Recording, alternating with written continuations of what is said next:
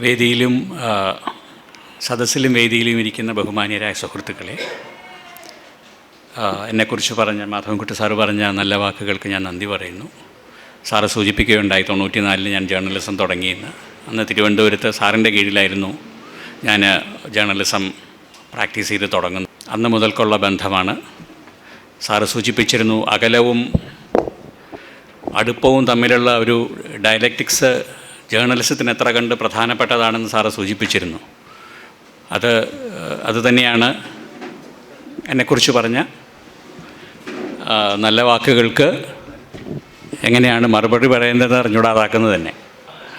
ഒരു ചെറിയ കാര്യം തിരുത്ത് സാറ് പറഞ്ഞതിനകത്ത് ഞാൻ പറയാൻ സൂചിപ്പിക്കുന്നു. എൻ്റെ ഗുരുനാഥൻ കൂടിയായിട്ടുള്ള വിഷ്ണുനാരായണൻ നമ്പൂതിരി സാറിൻ്റെ പുസ്തകം, ആ പുസ്തകത്തിൻ്റെ പേര് നമുക്കെന്തു പറ്റി സുഹൃത്തെ എന്നാണ്. അത് അദ്ദേഹത്തിൻ്റെ ഒരു കവിതയിലെ വരിയാണ്, നമുക്കെന്തു പറ്റി സുഹൃത്തെ എന്നുള്ളത്. പക്ഷേ ആ സാറ് പറഞ്ഞ കോണ്ടെക്സ്റ്റ് മുഴുവൻ ആ തലക്കെട്ടിന് നല്ലവണ്ണം ചേരും എന്നുള്ളത് കൊണ്ട് ആ തലക്കെട്ട് മാറിയാൽ പോലും ആ പുസ്തകത്തിൽ പറയുന്ന കാര്യങ്ങളുടെ ആഴവും വ്യാപ്തിയും ഒന്നും കുറയുന്നില്ല. വളരെ പ്രസക്തമായിട്ടുള്ള ഒരു പുസ്തകമാണ്. പ്രത്യേകിച്ച് ഇന്നത്തെ കാലഘട്ടത്തിൽ ഒരു പബ്ലിക് ഇൻ്റലക്ച്വൽ എങ്ങനെയാണ് പെരുമാറേണ്ടുന്നത് എന്നതിനെക്കുറിച്ച് നമുക്ക് ഒരുപാട് കാര്യങ്ങൾ പറഞ്ഞു തരുന്ന ഒരു പുസ്തകമാണ്. കുറിപ്പുകളാണ് ആ പുസ്തകം, ബേസിക്കലി കവിതകളല്ല. അദ്ദേഹം പൊതു ഇടങ്ങളിൽ നടത്തിയ ഇടപെടലുകളുടെ കത്തുകൾ മുതൽ ഗ്യാസ് വിലയെക്കുറിച്ചിട്ടുള്ള ഇടപെടൽ മുതൽ വിദ്യാഭ്യാസ രംഗത്തെക്കുറിച്ചും സാംസ്കാരിക അന്തരീക്ഷത്തെക്കുറിച്ചൊക്കെ നടത്തിയിട്ടുള്ള വായനക്കാർക്കുള്ള കത്തുകൾ പോലെയുള്ള പങ്ക്തികളിൽ കൂടി എങ്ങനെയാണ് ഒരു രാജ്യത്തിൻ്റെ പൊതുസമൂഹത്തിൻ്റെ ദൈനംദിന ജീവിതത്തിലും ജനാധിപത്യ വ്യവസ്ഥയിലും ഒരു പബ്ലിക് ഇൻ്റലക്ച്വൽ ഇടപെടേണ്ടുന്നത് എന്ന് കാണിച്ചു തരുന്ന ഒരു പുസ്തകമാണ്. അതാണ് ആ പുസ്തകത്തിൻ്റെ ഏറ്റവും വലിയ പ്രസക്തി.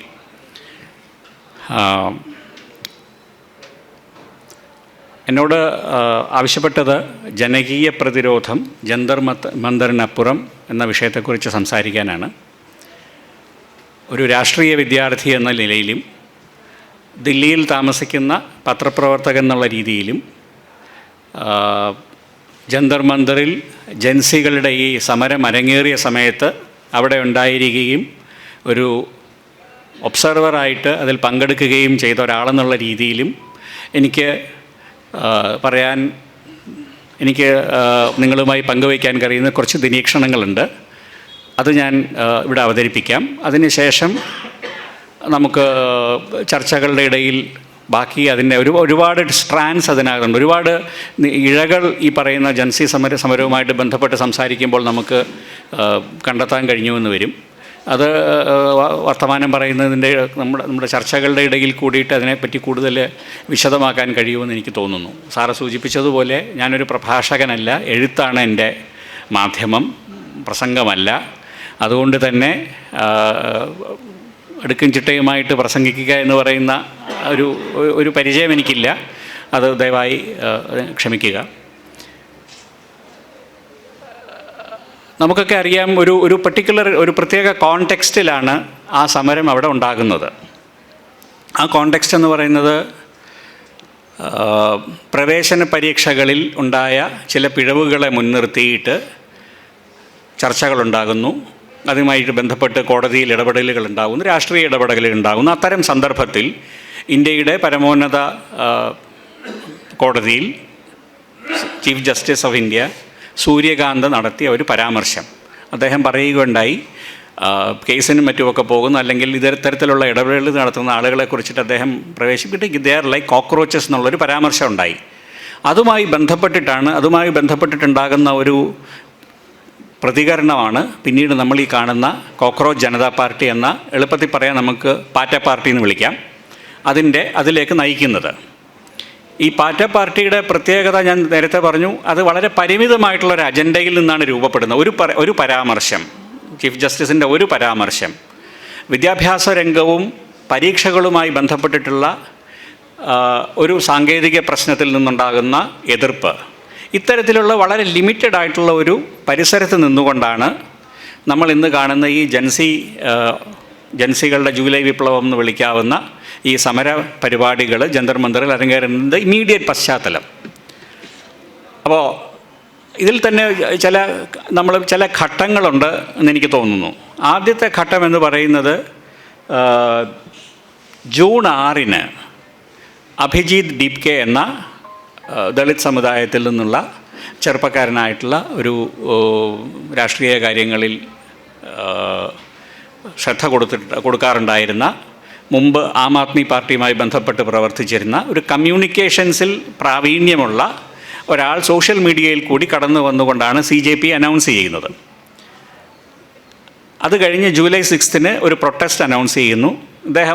അതുവരേക്കും ഇദ്ദേഹം ഇതെല്ലാം ചെയ്യുന്നത് അമേരിക്കയിൽ ഇരുന്നുകൊണ്ടാണ്. ജൂലൈ 6 അദ്ദേഹം ഡൽഹിയിലേക്ക് വരുന്നു. ഡൽഹിയിൽ അന്ന് ജന്തർ മന്ദിറിൽ ഒരു പ്രൊട്ടസ്റ്റിനുള്ള ആഹ്വാനം ഉണ്ടാകുന്നു. നീറ്റ് എന്ന പരീക്ഷയിലെ ക്രമക്കേടുകളെക്കുറിച്ച് പ്രതിഷേധിക്കാനാണ് ഈ ജൂലൈ 6 സമരം അനൗൺസ് ചെയ്തത്. അപ്പോൾ ഞാനൊക്കെ അന്ന് പോയിരുന്നു അവിടെ. അപ്പോൾ അദ്ദേഹം വലിയ ജന്തർ മന്ദിർ എന്ന് പറയുന്ന വലിയ അധികം വലിപ്പമില്ലാത്തൊരു പ്രൊട്ടസ്റ്റ് സ്പേസാണ്. ഏതാണ്ട് 1000-2000 പേർക്കാണ് മാക്സിമം അതിനകത്തിരിക്കാൻ സാധിക്കുക.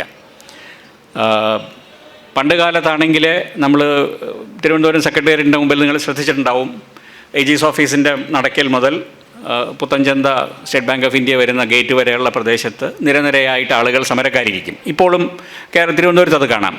ഇതുപോലെ തന്നെയായിരുന്നു പണ്ട് ജന്തർ മന്ദിർ.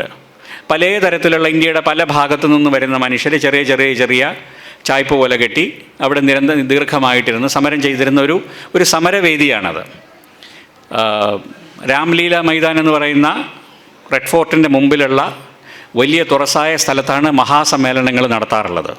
ജയപ്രകാശ് നാരായണൻ്റെ പ്രസിദ്ധമായിട്ടുള്ള അടിയന്തരാവസ്ഥയ്ക്ക് തൊട്ട് മുമ്പുള്ള സമ്മേളനം സിംഹാസൻ ഖാലി കരോ എന്ന് അദ്ദേഹം ഉറക്കെ വിളിച്ചു പറഞ്ഞ ആ സമരമൊക്കെ നടക്കുന്നത് രാംലീല മൈതാനിലാണ്. ഇത് കുറച്ചുകൂടി ചെറിയ കൂട്ടായ്മകൾ പങ്കെടുക്കാറുള്ള ഒരു സ്ഥലമാണ്. പക്ഷേ ഇന്ന് ജന്തർ മന്ദിറാണ് ഒരുപക്ഷെ സമര ഇന്ത്യയുടെ സിരാകേന്ദ്രം.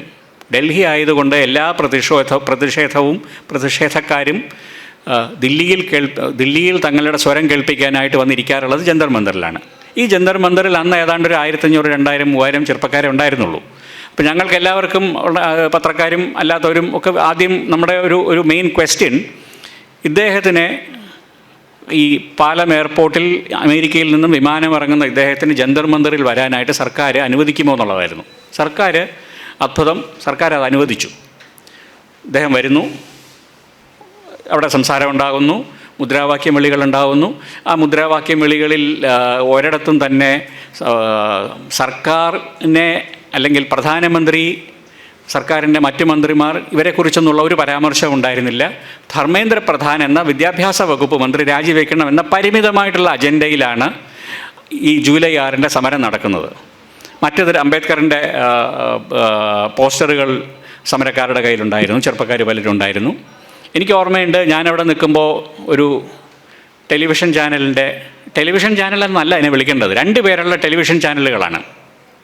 ഒരാൾ മൈക്കുമായിട്ട് വരും, ക്യാമറ പിടിക്കും, മറ്റേ ആൾ മൈക്കുമായിട്ട് വരും. ഇങ്ങനെ അസംഖ്യം ആളുകളുണ്ടായിരുന്നു. ഹിന്ദിയിലെ പല പേരുകൾ, നമ്മളൊന്നും കേട്ടിട്ടില്ലാത്ത തരം പേരുകളുമായിട്ടുള്ള അസംഖ്യം പത്രപ്രവർത്തകർ അവിടെ ഉണ്ടായിരുന്നു. പത്രപ്രവർത്തകരെന്നല്ല അവരെ വിളിക്കേണ്ടത്, കാരണം ആ രീതിയിൽ നമ്മൾ ഓർഗനൈസ്ഡ് ആയിട്ടുള്ള ട്രെയിൻഡ് പത്രപ്രവർത്തകരല്ല.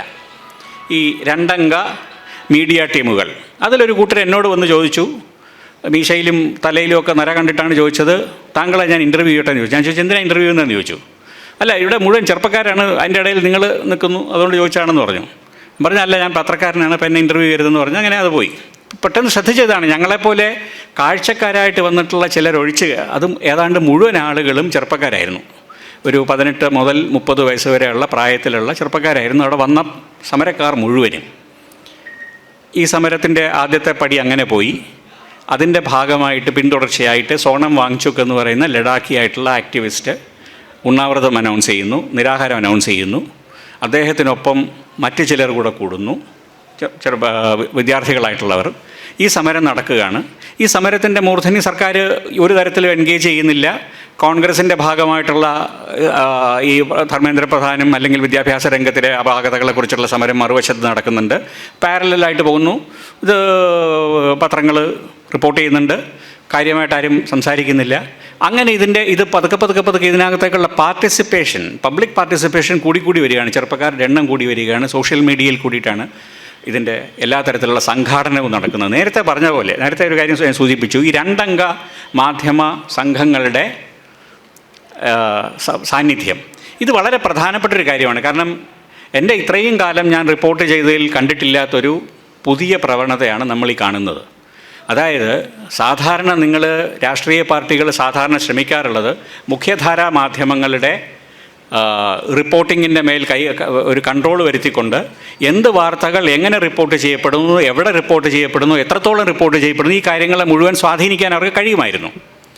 ഇതിൻ്റെ ഭാഗമായിട്ട് BJP 2014 BJP ശക്തി പ്രാപിച്ചതോടെ സോഷ്യൽ മീഡിയയ്ക്കുള്ള പ്രചരണം വന്നു. വാട്സാപ്പ് യൂണിവേഴ്സിറ്റി നമ്മൾ സാധാരണ വിളിക്കാറുള്ള സോഷ്യൽ മീഡിയ പ്ലാറ്റ്ഫോമുകളിൽ കൂടിയിട്ട് പ്രത്യേക തരത്തിലുള്ള നറേറ്റീവ് സ്പിന്ന് ഒക്കെ സംഭവിക്കുന്നുണ്ട്.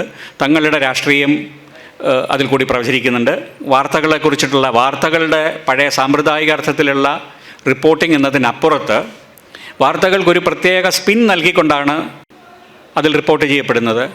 കംപ്ലീറ്റ്ലി ഫാക്ച്വലി ഇൻകറക്റ്റ് ആയിട്ടുള്ള മെറ്റീരിയൽ നമ്മൾ സത്യമാണെന്നുള്ള രീതിയിൽ ആളുകൾ സോഷ്യൽ മീഡിയയിൽ റിപ്പോർട്ട് ചെയ്യുന്നു.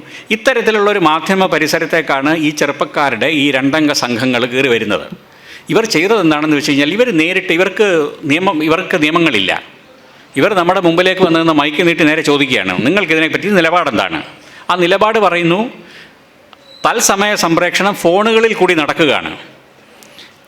ഈ എല്ലാവർക്കും അറിയാം, ലോകത്തിലെ ഏറ്റവും ഡേറ്റയ്ക്ക് ചിലവ് കുറവുള്ള സ്ഥലങ്ങളിലൊന്നാണ് ഇന്ത്യ.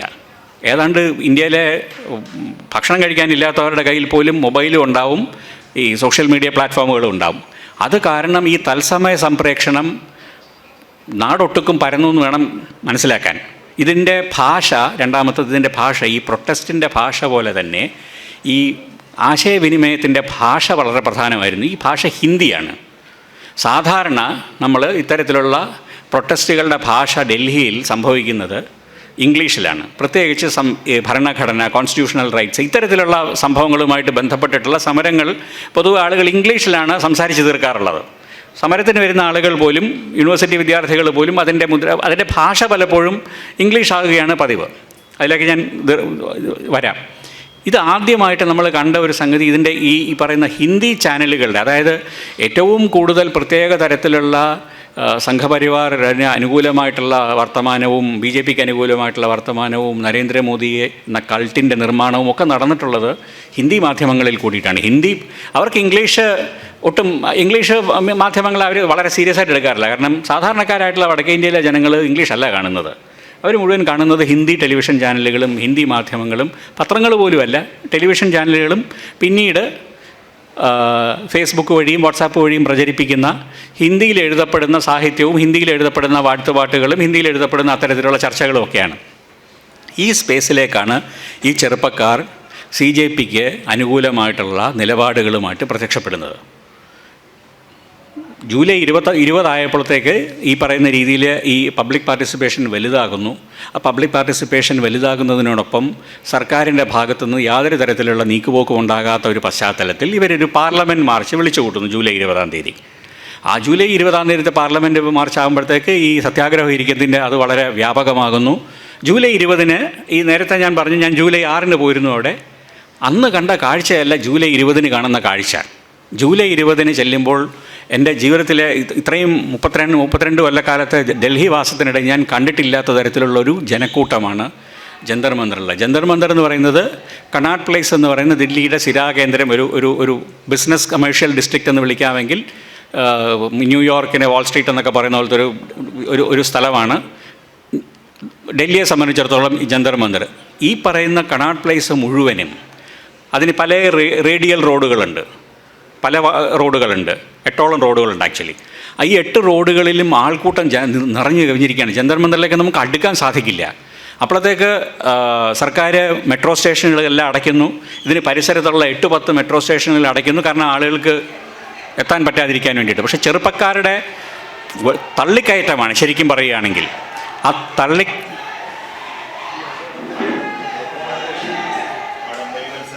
ചെറുപ്പക്കാരുടെ തള്ളിക്കയറ്റത്തിൻ്റെ ഇടയിൽ ഈ നിന്ന് തിരിയാൻ സ്ഥലമില്ലാത്ത രീതിയിൽ ആൾക്കൂട്ടവും ആ ആൾക്കൂട്ടത്തിനെ പ്രതിരോധിക്കാനായിട്ടുള്ള പോലീസ് വൃന്ദവും റയറ്റ് പോലീസും ഈ പറയുന്ന രീതിയിൽ വലിയ ആർമേർഡ് ടാങ്ക് എന്ന് വിളിക്കുന്ന തരത്തിലുള്ള പുതിയ റയറ്റ് കൺട്രോൾ മെഷീനറി ഡൽഹി പോലീസിൻ്റെ കയ്യിലുണ്ട്. മേളിലൊരു നമ്മൾ ഈ സിനിമയിലൊക്കെ കാണുന്ന ഇറാഖ് അഫ്ഗാനിസ്ഥാൻ സിനിമകളിലൊക്കെ കാണുന്ന മാതിരിയിട്ടൊരു തോക്ക് പോലത്തെ ഒരു സാധനമൊക്കെ ആയിട്ട് ഒരാൾ പുറകിലിരിക്കും. കണ്ടാൽ പേടിക്കുന്നൊരു സാധനമാണ്. അതുവഴിയിട്ടാണ് അത് നിയന്ത്രിക്കുന്നത്, ക്രൗഡ് കൺട്രോൾ. അപ്പോൾ അതിൻ്റെ ഇടയിലേക്കാണ് ഈ പെല്ലറ്റ് ഗണ്ണുകളുടെ ഉപയോഗവും ഒക്കെ നടക്കുന്നത്. ഏതാണ്ട് 2 മണി സമയത്ത് ആണ് ഈ കുട്ടികൾക്ക് നേരെയുള്ള പോലീസ് ഇടപെടൽ ഉണ്ടാകുന്നത്. അത് പിന്നീട് ആളുകൾ ചെതറി ഓടുന്നു. പക്ഷേ ചെതറി ഓടാനൊന്നും ഇല്ലാത്ത രീതിയിൽ ആളുകൾ കനാട്ട് പ്ലേസ് പോലൊരു സ്ഥലത്ത് എത്ര ലക്ഷം ആളുകളുണ്ടായിരുന്നു എന്ന് എനിക്കറിയില്ല. കാരണം അത്രയേറെ ആളുകളുണ്ടായിരുന്നു. ഇതിൽ എനിക്ക് വളരെ ഇൻട്രസ്റ്റിംഗ് ആയിട്ടുള്ള ഒരാളെ ഞാൻ പരിചയപ്പെടുകയുണ്ടായി. ഈ സ്ഥലത്ത് ചെല്ലുമ്പോൾ ഞാൻ നോക്കുമ്പോൾ ഒരു ചെറുപ്പക്കാരൻ നിൽക്കുന്നു. അയാൾ ഭഗത് സിംഗിൻ്റെ മാതിരിയിട്ട് വേഷം ധരിച്ചിട്ടുണ്ട്. ഭഗത് സിംഗിൻ്റെ പഴയ ചിത്രങ്ങളിലൊക്കെ കാണും, ഇപ്പോഴത്തെ ചിത്രങ്ങളിൽ കാണും, ഈ പഗടി കാണും. സാധാരണ രീതിയിൽ കാണുന്ന ഭഗത് സിംഗിൽ 2 തരം ഭഗത് സിംഗിൻ്റെ ചിത്രങ്ങളുണ്ട്. ഒന്ന് ഒരു സോളാർ ടോപ്പി എന്ന് പറയുന്ന മാതിരിയിട്ടുള്ളൊരു തൊപ്പി വെച്ചിട്ടുള്ള ചിത്രവും, രണ്ടാമത്തത് സിഖുകാർ ധരിക്കുന്ന രീതിയിലുള്ള പഗടി ധരിച്ചിട്ടുള്ള ചിത്രവും. ഈ പഗടി ധരിച്ചിട്ടുള്ള ഒരു വേഷത്തിൽ ഒരാൾ നിൽക്കുകയാണ്. അയാളുടെ തോളറ്റം മുതൽ കാൽപാദം വരെ കവർ ചെയ്യുന്ന ഒരു ചങ്ങലയുണ്ട്. അതോടൊപ്പം അയാൾ കയ്യിലൊരു കോൺസ്റ്റിറ്റ്യൂഷൻ, ഭരണഘടന പിടിച്ചിട്ടുണ്ട്. അങ്ങനെ അയാൾ നിൽക്കുകയാണ്. ഞാനപ്പോൾ പുള്ളിയുടെ അടുത്ത് നിന്ന് ചോദിച്ചു, പരിചയപ്പെടാനോ ശ്രമിച്ചു. അപ്പോൾ അയാൾ പറഞ്ഞു, നിങ്ങൾ പോലീസുകാരനാണോ എന്ന് ചോദിച്ചു. ഞാൻ പറഞ്ഞു, തന്നെ കണ്ട പോലീസുകാരനാണോ തോന്നുന്നുണ്ടോ എന്ന് ചോദിച്ചു. അപ്പോൾ 5 അടി പൊക്കത്തുള്ള ഞാൻ പോലീസുകാരനല്ലെന്ന് ഏത് പോലീസുകാരന് മനസ്സിലാവുന്നതാണ്. എന്നാലും അയാൾ എന്നോട് ചോദിച്ചു, കാരണം മഫ്റ്റിയിലൊക്കെ പോലീസുകാരൻ നടക്കണമെന്ന് പറഞ്ഞു. അപ്പോൾ ഇത് ട്രസ്റ്റിൻ്റെ ലെവൽ സൂചിപ്പിക്കാൻ വേണ്ടിയിട്ടാണ് ഞാൻ ഈ ഉദാഹരണം പറഞ്ഞത്. അപ്പം പോലീസുകാരനല്ല എന്നൊക്കെ പറഞ്ഞപ്പോൾ അയാൾ സംസാരിക്കാൻ തരാം. അയാൾ ബീഹാറിലെ നളന്ദ എന്ന് പറയുന്ന വളരെ പിന്നോക്കമെന്ന് പറയുമ്പോൾ പോലും ബീഹാർ മുഖ്യമന്ത്രി നിതീഷ് കുമാറിൻ്റെ രാഷ്ട്രീയ ബേസാണ് നളന്ദ.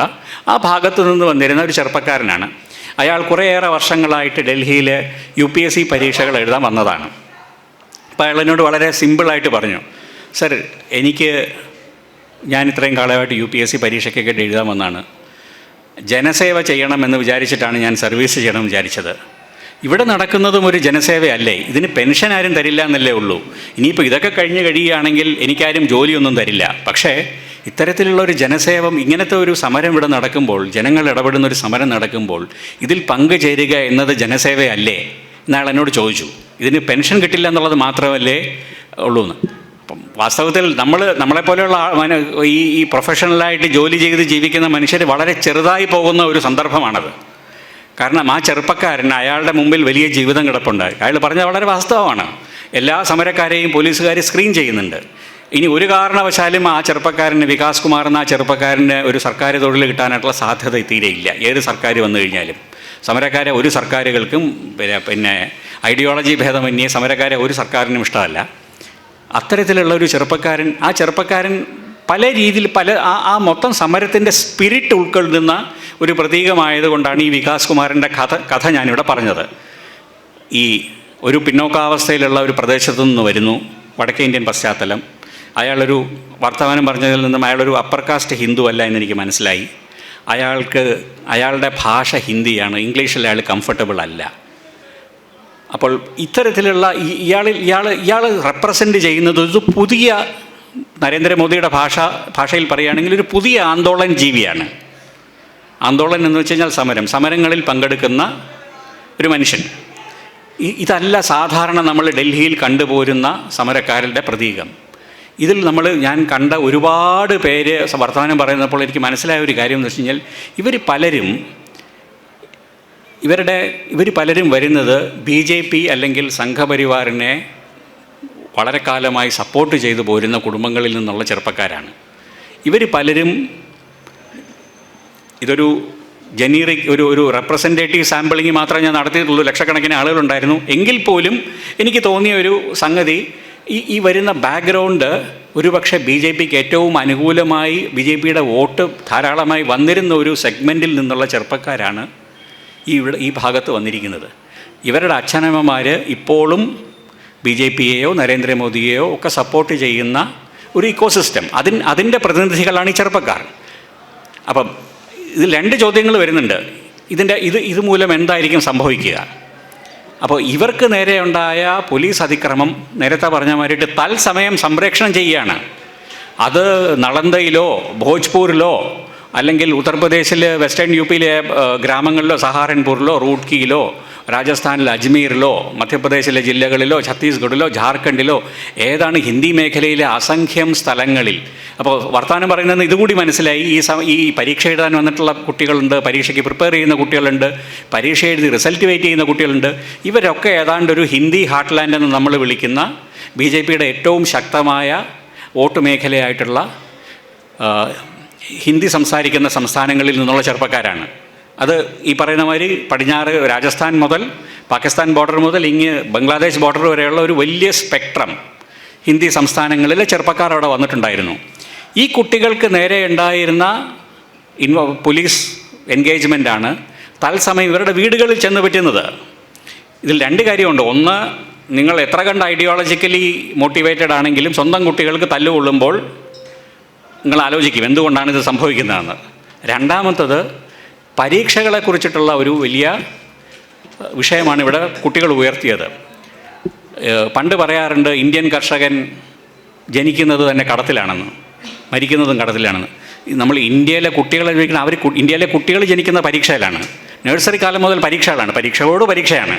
അപ്പോൾ നമ്മളൊരു പരീക്ഷ എന്ന മതത്തിൽ വിശ്വസിക്കുന്ന ഒരു ദേശമാണ് ഇന്ത്യക്കാരുടേത്. ഈ പരീക്ഷ എന്നതിനകത്ത് നമുക്ക് അഭൂതപൂർവമായിട്ടുള്ള ട്രസ്റ്റുമുണ്ട്. പരീക്ഷകളുടെ സാങ്ക്ടിറ്റിയെക്കുറിച്ച് നമ്മൾ ഒരിക്കലും ചോദ്യം ചെയ്യാറില്ല. നമ്മൾ കരുതുന്നത് പരീക്ഷ എന്നത് മെറിറ്റിൻ്റെ ഒരു ഉദാഹരണമാണ്. പരീക്ഷയിൽ പാസ്സാകുക എന്ന് പറയുന്നതാണ് നമ്മൾ സൃഷ്ടിച്ചിരിക്കുന്ന ഒരുപാട് പ്രശ്നങ്ങളുള്ള ഈ നമ്മുടെ മെറിറ്റോക്രസിയുടെ പൊളിറ്റിക്കൽ ഇക്കോണമിയുടെ അടിസ്ഥാനം. ഈ പരീക്ഷകളൊരു തട്ടിപ്പാണെന്നുള്ളൊരു സംഗതിയാണ് കുട്ടികളിലേക്ക് എത്തിയിരിക്കുന്നത്. കാരണം എന്താണ്? അത് നീറ്റ് അല്ലെങ്കിൽ CUET അല്ലെങ്കിൽ CBSE പരീക്ഷകൾ ഉൾപ്പെടെയുള്ള പരീക്ഷകളുടെ നിരന്തരമായിട്ടുള്ള ക്യാൻസലേഷൻ, ചോദ്യപേപ്പർ ചോർന്നിരിക്കുന്നു, പിന്നെ അല്ലെങ്കിൽ പരീക്ഷ നടത്തിപ്പിൽ കോംപ്രമൈസ് ചെയ്തിരിക്കുന്നു, പരീക്ഷാ ഫലത്തിൽ കോംപ്രമൈസ് ഉണ്ടായിരിക്കുന്നു, അത്തരത്തിലുള്ള ഒരു സാധനം. രണ്ടാമത്തത് റെയിൽവേസ് അല്ലെങ്കിൽ അത്തരത്തിലുള്ള തൊഴിലിടങ്ങളിലേക്കുള്ള പരീക്ഷകൾ. ഇപ്പോൾ വടക്കേ ഇന്ത്യയിൽ എടുക്കുകയാണെങ്കിൽ നമ്മളിവിടെ കാണാത്ത കാഴ്ചയാണ്. ഒരു റെയിൽവേ പ്യൂണിൻ്റെ പോസ്റ്റിന് വേണ്ടി ഒരു ആപ്ലിക്കേഷൻ ക്ഷണിച്ചു കഴിഞ്ഞാൽ ലക്ഷക്കണക്കിന് ആളുകളെ ഉദ്യോഗാർത്ഥികളാണ് ബീഹാറിൽ UPയിലൊക്കെ സെൻറ്ററുകളിൽ പരീക്ഷയ്ക്കിരിക്കുന്നത്. ഇവരുടെ കൂട്ടത്തിൽ PhD-കാരുണ്ടാവും, എഞ്ചിനീയറിംഗ് ഗ്രാജുവേറ്റ്സ് ഉണ്ടാവും. കാരണം തെക്കേ ഇന്ത്യയിൽ സംഭവിച്ച മാതിരിട്ടൊരു പ്രൈവറ്റ് ക്യാപിറ്റലിൻ്റെ വിന്യാസമൊന്നും അവിടെ നടന്നിട്ടില്ല. ഇപ്പോഴും സർക്കാർ തന്നെയാണ് ഏറ്റവും വലിയ തൊഴിൽ ദാതാവ്.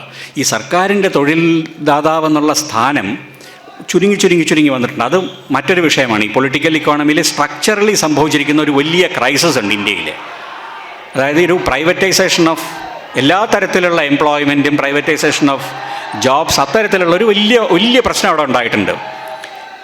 ഈ കോണ്ടെക്സ്റ്റ് കൂടി നമ്മൾ മനസ്സിലാക്കിക്കൊണ്ട് വേണം ഈ എന്തുകൊണ്ടാണ് ഇത്രയേറെ കുട്ടികൾ വടക്കേ ഇന്ത്യൻ കുട്ടികളെ ഇത് ബാധിച്ചതെന്നുള്ളത് നമ്മൾ ആലോചിക്കുമ്പോൾ മനസ്സിലാക്കണം. അപ്പോൾ ഈ നേരത്തെ പറഞ്ഞ വേണ്ടിയിട്ട് പരീക്ഷ എന്ന് പറയുന്ന ഇന്ത്യക്കാർക്ക് ഏറ്റവും കൂടുതൽ ട്രസ്റ്റുള്ള രണ്ട് കാര്യമാണെന്ന് എനിക്ക് തോന്നുന്നത്. ഒന്ന്, സർക്കാർ നടത്തുന്ന പരീക്ഷകളിൽ നമുക്ക് വലിയ ട്രസ്റ്റാണ്. രണ്ടാമത്തത്, സർക്കാർ നടത്തുന്ന ഇലക്ഷനിൽ വലിയ ട്രസ്റ്റാണ്. ഇത് രണ്ടും ഏതാണ്ട് അപകടകരമായിട്ടുള്ള അവസ്ഥയിലാണ്. അത് നടത്തിപ്പിലുള്ള അപാകതകൾ മാത്രമല്ല, ഈ നടത്തിപ്പിൻ്റെ ആർക്ക് വേണ്ടിയിട്ടാണോ നടത്തിക്കുന്നത് ആ ആളുകൾക്ക് ഈ രണ്ട് പ്രക്രിയയിലുമുള്ള ട്രസ്റ്റ് ഒരുപാട് കുറഞ്ഞിട്ടുണ്ട്. അതുണ്ടാക്കാവുന്ന ഭവിഷ്യത്തുകളിലേക്ക് നമുക്ക് രണ്ടാമത് പിന്നെ വരാം, പ്രത്യേകിച്ച് ഇലക്ഷൻ എന്ന് പറയുന്ന പ്രക്രിയയിലേക്ക്. ഇതാണ് ഇതിൻ്റെ ഒരു ഇമ്മീഡിയറ്റ് കോണ്ടെക്സ്റ്റ്. ഈ കോണ്ടെക്സ്റ്റിലാണ് ഈ സമരം അരങ്ങേറുന്നത്. ആ സമരത്തിൻ്റെ ഏറ്റവും വലിയ വിജയം നമ്മൾ ആരും കരുതാത്ത ഒരു കാര്യം, അറ്റ്ലീസ്റ്റ് ഡൽഹിയിലൊക്കെയുള്ള പത്രക്കാർ തീരെ കരുതാതിരുന്നൊരു കാര്യമായിരുന്നു, ധർമ്മേന്ദ്ര പ്രധാൻ്റെ രാജി ഉണ്ടാകില്ല എന്ന് തന്നെയാണ് ഏതാണ്ട് എല്ലാവരും കരുതിയിരുന്നത്. എന്നാൽ എല്ലാവരെയും അത്ഭുതപ്പെടുത്തിക്കൊണ്ട് ജൂലൈ 25 അദ്ദേഹം രാജിവെക്കുന്നു. ഇത് മാത്രമല്ല, ഒരു പാതിരാത്രിക്ക് പ്രധാനമന്ത്രി വിദ്യാർത്ഥികളെ നേരിട്ട് എൻഗേജ് ചെയ്യുകയാണ് ഇൻസ്റ്റാഗ്രാം റീലിൽ കൂടി. അപ്പോൾ ഇതൊന്നും വർക്കൗട്ടായില്ല എന്നതിൻ്റെ ഒരു എന്താണ് അതിൻ്റെ ഒരു കൺക്ലൂഷനായിരുന്നു ധർമ്മേന്ദ്ര പ്രധാൻ്റെ രാജി. ഈ കോണ്ടെക്സ്റ്റ് ഇതാണ് ഇതിൻ്റെ ഒരു ഇമ്മീഡിയറ്റ് കോണ്ടെക്സ്റ്റ്. ഈ ഇമ്മീഡിയറ്റ് കോണ്ടെക്സ്റ്റിലെ നമ്മൾ ശ്രദ്ധിക്കേണ്ടുന്ന ഒരു കാര്യം, നേരത്തെ പറഞ്ഞു ഭാഷ ഹിന്ദിയായിരുന്നു ഈ പ്രൊട്ടസ്റ്റിൻ്റെ ഭാഷ എന്ന് പറഞ്ഞു. എന്നാൽ ഈ ഹിന്ദി ആയിരിക്കുമ്പോൾ തന്നെ സാധാരണ രീതിയിലുള്ള ഒരു സമരക്കാലത്തെ ഒരു ഔട്ട്റേജിൻ്റെ ഹിന്ദി അല്ല ഇത്.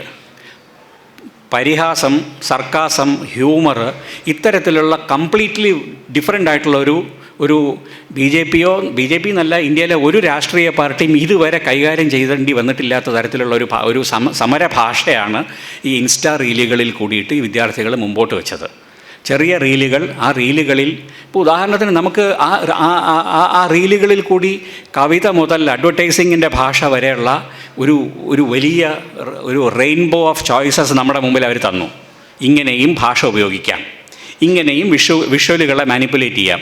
സോഷ്യൽ മീഡിയ എന്നത് ആളുകളുടെ വാഴ്ത്തുപാട്ടിന് വേണ്ടി മാത്രമല്ല, അധികാരത്തിലിരിക്കുന്ന ആളുകളെ നിശിതമായിട്ട് വിമർശിക്കാനും സഹായിക്കുന്ന ഒരു മാധ്യമമാണ് സോഷ്യൽ മീഡിയ എന്ന് നമ്മുടെ മുമ്പിൽ അവർ കാണിച്ചു തന്നു.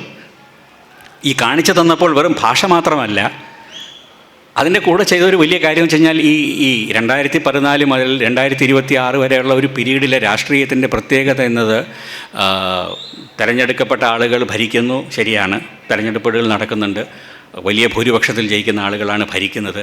എന്നിരിക്കിൽ പോലും ഈ പറയുന്ന അധികാരി വർഗത്തിനെക്കുറിച്ച് നമ്മുടെ ഉള്ളിൽ നമ്മൾ 1947 മുതലുള്ള ചരിത്രം നോക്കുകയാണെങ്കിൽ അടിയന്തരാവസ്ഥയുടെ 21 മാസക്കാലം ഒഴിച്ചു നിർത്തിയാൽ ഒരിക്കലും നമ്മൾ നേരിടേണ്ടി വന്നിട്ടില്ലാത്ത തരത്തിലുള്ളൊരു ഭീതിയുടെ വസ്ത്രം, ആവരണം ഇന്ത്യൻ ജനാധിപത്യത്തിൻ്റെ മുകളിലുള്ള കാലഘട്ടമാണിത്. ആ ആവരണത്തെയാണ് ഈ ചെറുപ്പക്കാരെടുത്ത് മാറ്റിയത്. കാരണം പെൺകുട്ടികൾ, പ്രത്യേകിച്ചും ചെറുപ്പക്കാരായിട്ടുള്ള പെൺകുട്ടികൾ നിരന്നു നിന്നുകൊണ്ട് പിന്നെ മുദ്രാവാക്യം വിളിക്കുകയാണ്, പ്രധാനമന്ത്രിയുടെ ചിത്രവും പിടിച്ചുകൊണ്ട്. ഛപ്പൻ ഇഞ്ച് കാ ഛോട്ടാ ബന്ദർ ബാൽ നരേന്ദർ. ഇത് പരസ്യമായി റീലുകളുണ്ടാക്കി ആളുകൾ സംപ്രേഷണം ചെയ്യുകയാണ്. അപ്പോൾ ഇമേജിൽ കൂടി മാത്രം ജീവിക്കുന്ന ഒരു രാഷ്ട്രീയ നേതാവിനെ സംബന്ധിച്ചിടത്തോളം, നമ്മൾ നാടൻ ഭാഷയെ പറഞ്ഞു കഴിഞ്ഞാൽ ഇത് തേച്ച് ഭിത്തിയിലൊട്ടിക്കുക എന്ന് പറയുന്ന പരിപാടിയാണ് അവിടെ നടന്നത്. ഒന്നും നിങ്ങൾക്ക് തിരിച്ച് മറുപടി പറയാൻ കഴിയാത്ത രീതിയിൽ, കാരണം നിങ്ങൾക്ക് ഈ ഭാഷയിൽ സംസാരിക്കാൻ സാധിക്കില്ല. രണ്ടാമത്തത്, നിങ്ങൾക്ക് ഈ റീച്ചില്ല. 3, നിങ്ങൾക്ക് ഈ തരത്തിലുള്ള ഭാഷാപ്രയോഗത്തിൻ്റെയോ ടെക്നോളജിയുടെയോ സാവകാശമില്ല. കാരണം നിങ്ങൾ പരിചയിച്ചിരുന്ന ഒരു ഫേസ്ബുക്കിൻ്റെയോ വാട്സാപ്പ് യൂണിവേഴ്സിറ്റിയുടെ ഭാഷ അല്ല ഇത്. സോഷ്യൽ മീഡിയയിൽ കൂടി തന്നെ സ്വന്തമായി നറേറ്റീവ് സൃഷ്ടിച്ച ഒരു രാഷ്ട്രീയ പാർട്ടി, ഒരു രാഷ്ട്രീയ പ്രസ്ഥാനത്തിനെ അതേ മാധ്യമത്തിൻ്റെ ഒരു പുതിയ സാങ്കേതിക വിദ്യ ഇൻസ്റ്റാ റീൽസിൽ കൂടിയിട്ട് വേറൊരു ജനറേഷൻ പരാജയപ്പെടുത്തുന്ന കാഴ്ചയാണ് നമ്മൾ വാസ്തവത്തിൽ ഈ പറയുന്ന ജൂലൈ ഓഗസ്റ്റ് മാസക്കാലത്ത് ഇപ്പോഴും തുടർന്നുകൊണ്ടിരിക്കുകയാണ് ഈ റീലുകളുടെ ഒരു സംഗതി അതിൽ കണ്ടത്. അതുകൊണ്ട് തന്നെയാണ് പ്രധാനമന്ത്രി ഏറ്റവും വലിയ സ്വന്തം കമ്മ്യൂണിക്കേഷൻ സ്കിൽസിൽ വളരെ അഭിമാനിക്കുന്ന ഒരാളാണ് നരേന്ദ്രമോദി. അദ്ദേഹത്തിൻ്റെ ഈ പറയുന്ന കമ്മ്യൂണിക്കേഷൻ സ്ട്രാറ്റജി എന്ന് പറയുന്ന, അല്ലെങ്കിൽ BJPയുടെ കമ്മ്യൂണിക്കേഷൻ സ്ട്രാറ്റജിയെ കംപ്ലീറ്റ്ലി താറുമാറാക്കുന്ന ഒരു സംഗതിയാണ് നമ്മളിതിൽ കണ്ടത്. അതിൻ്റെ കൂടിയുള്ള ഒരു അതിൻ്റെ പ്രതിഫലനമായിരിക്കണം ഇപ്പോൾ അടുത്ത കാലത്ത് BJPയുടെ സംഘടനാപരമായിട്ടുള്ള ഒരു മാറ്റങ്ങൾ ഉണ്ടായിട്ടുണ്ട്. അതിൻ്റെ സോഷ്യൽ മീഡിയ, വളരെ കാലമായി അതിൻ്റെ സോഷ്യൽ മീഡിയ ചാർജ് ഉണ്ടായിരുന്ന ആളെ അവർ മാറ്റി പുതിയൊരാളെ വെച്ചിട്ടുണ്ട്. അപ്പോൾ അത്തരത്തിലുള്ള ഒരു വലിയ വ്യത്യാസം, രാഷ്ട്രീയമായിട്ടുള്ള വ്യത്യാസം സംഭവിച്ചിട്ടുണ്ട്. പിന്നെ അതിന് ഞാൻ നേരത്തെ പറഞ്ഞു, ഈ നീറ്റിൻ്റെ തർക്കവും മറ്റുമൊക്കെ അതിൻ്റെ ഇമ്മീഡിയറ്റ് കോണ്ടെക്സ്റ്റാണ്. പരീക്ഷ നടത്തിപ്പ് എന്നത് ഇമ്മീഡിയറ്റ് കോണ്ടെക്സ്റ്റാണ്. ജൂലൈ 6 പരീക്ഷ നടത്തിപ്പിനെ കുറിച്ചിട്ടായിരുന്നു മുദ്രാവാക്യം. ജൂലൈ 20 ആയപ്പോഴത്തേക്ക് അതിൻ്റെ കോണ്ടെക്സ്റ്റ് മാറി. എനിക്ക് ഓർമ്മയുണ്ട്, ഈ അന്നത്തെ ദിവസം, ഈ പാർലമെൻറ്റ് മാർച്ചിൻ്റെ ദിവസം നമ്മളവിടെ ചെന്ന് നമ്മളിങ്ങനെ ഈ ആൾക്കൂട്ടത്തിൻ്റെ ഇടയിൽ സഞ്ചരിക്കുമ്പോൾ കാണുന്ന ചെറിയ ചെറിയ ഗ്രൂപ്പുകളിൽ മറ്റൊരു കാര്യം കൂടി പറയാനുള്ള, ഇത് മുഴുവൻ ഈ പാർട്ടി പാർട്ടിയുടെ ആളുകളല്ല. ഇടത് സംഘടനകളുടെ വക്താക്കളുണ്ടായിരുന്നു ധാരാളമായി, പ്രത്യേകിച്ച് CPI-MLൻ്റെ ഐസ എന്ന സംഘടനയുടെ ചെറുപ്പക്കാർ. അതിൻ്റെ നേതാവായിട്ടുള്ള നേഹ ബോറ വലിയ പൊട്ടൻഷ്യലുള്ള ഒരു രാഷ്ട്രീയ താരമായിട്ട് ഇപ്പോൾ രാഷ്ട്രീയ നേതാവായിട്ട് ഇപ്പോൾ എല്ലാവരും സംസാരിക്കുന്നുണ്ട്. ഇവരൊക്കെ തന്നെ ഉണ്ണാവൃതം ഇരിക്കുകയും ചെയ്യുന്നുണ്ട്. നേഹ ബോറയുടെ കാര്യം തന്നെ വളരെ ഇൻട്രസ്റ്റിംഗ് ആണ്. ആ കുട്ടി ബർഖാദത്തിന് കൊടുത്തൊരു ഇൻ്റർവ്യൂവിൽ പറയുന്നുണ്ട്, അച്ഛനും അമ്മയും BJPക്കാരാണ്. ഉത്തരാഖണ്ഡിൽ നിന്നുള്ളൊരു കുട്ടിയാണ്, അച്ഛനും അമ്മയും BJPക്കാരാണ്. അപ്പോൾ ഉണ്ണാവൃതം ഇരിക്കുമ്പോൾ കൂട്ടത്തിലുള്ള ഒരാൾ വന്ന് പറഞ്ഞു, നിങ്ങളുടെ അമ്മയാണെന്ന് പറഞ്ഞൊരു സ്ത്രീ നിങ്ങളെ കാണണമെന്ന് പറയുന്നുണ്ടെന്ന്. അപ്പോൾ അവർ പറഞ്ഞു, എൻ്റെ അമ്മയെന്നോട് വരാൻ സാധ്യതയൊന്നുമില്ലാന്ന്. അപ്പോൾ ബറേലിയിൽ നിന്ന് വന്നിരിക്കുക. അപ്പോൾ ബറേലിയിൽ നിന്ന് വന്നിരിക്കുകയാണെന്ന് പറഞ്ഞപ്പോൾ അവർക്ക് മനസ്സിലായി, ബറേലി വെസ്റ്റേൺ UPയിലെ ഒരു ടൗണാണ്. ബറേലിയിൽ നിന്ന് വന്നിരിക്കുകയാണെന്ന് പറഞ്ഞപ്പോൾ മനസ്സിലായി, ബറേലിയിൽ നിന്നും ആരും വന്ന് ഇന്ന ആളുടെ അമ്മയാണെന്ന് പറയാൻ സാധ്യതയില്ല, അപ്പോൾ കാണട്ടെ എന്ന് പറഞ്ഞു. അങ്ങനെ അമ്മ കയറി വരുന്നു. അപ്പോൾ BJPക്കാരിയായിട്ടുള്ള അച്ഛൻ വന്നില്ല, അപ്പോഴും അമ്മ മാത്രം വന്നിരിക്കുകയാണ്. മകൾ 20 ദിവസമായിട്ട് ഉണ്ണാവൃതമായത് കാരണം അവർക്ക് വീട്ടിൽ ഇരിപ്പുറയ്ക്കാതെ വന്നതാണ്. അപ്പോൾ ആ കുട്ടി പറയുന്നുണ്ട് ബർഖയോട്, എൻ്റെ അടുത്ത് വന്നിരുന്നിട്ട് പതുക്കെ എൻ്റെ കാല് പതുക്കാൻ തുടങ്ങി. അപ്പം പറഞ്ഞു വേറെ ആളുകളൊക്കെ ചെയ്തതാണ്, അമ്മ ഒന്നും ചെയ്യണ്ടെന്ന് പറഞ്ഞു. അല്ല, എനിക്കും ചെയ്യണം എന്ന് പറഞ്ഞു. അങ്ങനെ ഇരുന്ന് ഈ അമ്മ അടുത്തിരുന്ന് ആ കുട്ടിയെ ശുശ്രൂഷിച്ചിട്ട് പോയ കഥ, അങ്ങനെ 20ാമത്തെ ദിവസം ഈ അമ്മ വന്ന് കാണാൻ വന്ന കഥ ഈ നേഹ പറയുന്നുണ്ട്. അപ്പോൾ ഇതൊക്കെ ഈ കുട്ടികളോടുള്ള ഇടപെടലുകളിൽ, പോലീസിൻ്റെയും മറ്റുമൊക്കെയുള്ള ഇടപെടലുകൾ എങ്ങനെയാണ് ഒരു വടക്കേ ഇന്ത്യൻ സമൂഹത്തിൽ വലിയ ഓളങ്ങൾ ഉണ്ടാക്കിയിട്ടുള്ളതെന്നുള്ളത് മനസ്സിലാക്കാൻ നമുക്ക് സഹായിക്കുന്ന ഒരു എപ്പിസോഡായതുകൊണ്ടാണ് ഞാനിത് പറഞ്ഞത്. അപ്പോൾ ഇത്തരത്തിലുള്ള ഒരു വലിയ സംഗതി. അതുപോലെ തന്നെ ഈ പറഞ്ഞ ഒരു CJP എന്നതിനേക്കാളേറെ, CJPയുടെ സമരം എന്നതിനേക്കാളേറെ പലതരം വിദ്യാർത്ഥി സംഘടനകളുടെ, വിദ്യാർത്ഥി ഗ്രൂപ്പുകളുടെ സമരമായി അത് മാറിയിരുന്നു. ഇനി ഈ ഗ്രൂപ്പുകളിലൊന്നും ഇല്ലാത്ത ഒരുപാട് ചെറുപ്പക്കാർ കേട്ടറിഞ്ഞ് മഹാരാഷ്ട്രയിൽ നിന്നും രാജസ്ഥാനിൽ നിന്നും ഒക്കെ, ഈ കേരളത്തിൽ നിന്ന് പോലും ഉണ്ടായിരുന്നു, കുട്ടികൾ അവിടെ വന്നു ചേർന്നു. അവർക്കാർക്കും വാസ്തവത്തിൽ ഈ CJPയോടൊന്നും ഒരു ബന്ധവുമില്ല, അവിടെ ഇരിക്കുന്ന ഇടത് സംഘടനകളോടുപോലും ബന്ധമില്ല. പക്ഷേ ഈ കൂട്ടായ്മകളും ഈ മൊബിലൈസേഷനും പറഞ്ഞു തരുന്ന ഒരു ചെറിയ രാഷ്ട്രീയ സന്ദേശമുണ്ട്. അത് ഇന്ത്യയിലെ ഇപ്പോഴത്തെ സാമൂഹിക അവസ്ഥയുടെ പ്രിക്കേരിറ്റി, എത്ര കണ്ട് ദയനീയമായിട്ടും രോഷാകുലരുമാണ് മനുഷ്യർ, എത്ര കണ്ട് അസംതൃപ്തരാണ് മനുഷ്യർ, എത്ര കണ്ട് എന്താണ് പീപ്പിൾ ഇൻ എ റേജ് എന്നൊക്കെ പറയുന്ന മാതിരിട്ടൊരു അവസ്ഥയിലാണ് ഇന്ത്യയിലെ ഒരു വലിയ വിഭാഗം ആളുകളെന്ന് നമുക്ക് പറഞ്ഞു തരുന്ന ഒരു മൊബിലൈസേഷനായിരുന്നു അവിടെ ഉണ്ടായിരുന്നത്. രണ്ടാമത്തത്, അതുകൊണ്ട് തന്നെ ഈ ചെറിയ ചെറിയ ഗ്രൂപ്പുകൾ, പാർട്ടി കൊടികളൊന്നും ഇല്ലാതെ തന്നെ ജൂലൈ 6 നിന്നും ജൂലൈ 20 സ്ലോഗനുകൾ മാറി. പരീക്ഷാ നടത്തിപ്പ് എന്നതിന് പകരം സർക്കാർ വിരുദ്ധമായി. ധർമ്മേന്ദ്ര പ്രധാൻ എന്ന് പറയുന്ന ആൾ പിന്നിലേക്ക് മാറുന്നു. പകരം ടാർഗറ്റ് നരേന്ദ്രമോദി തന്നെയാവുന്നു, പ്രധാനമന്ത്രി തന്നെയാവുന്നു.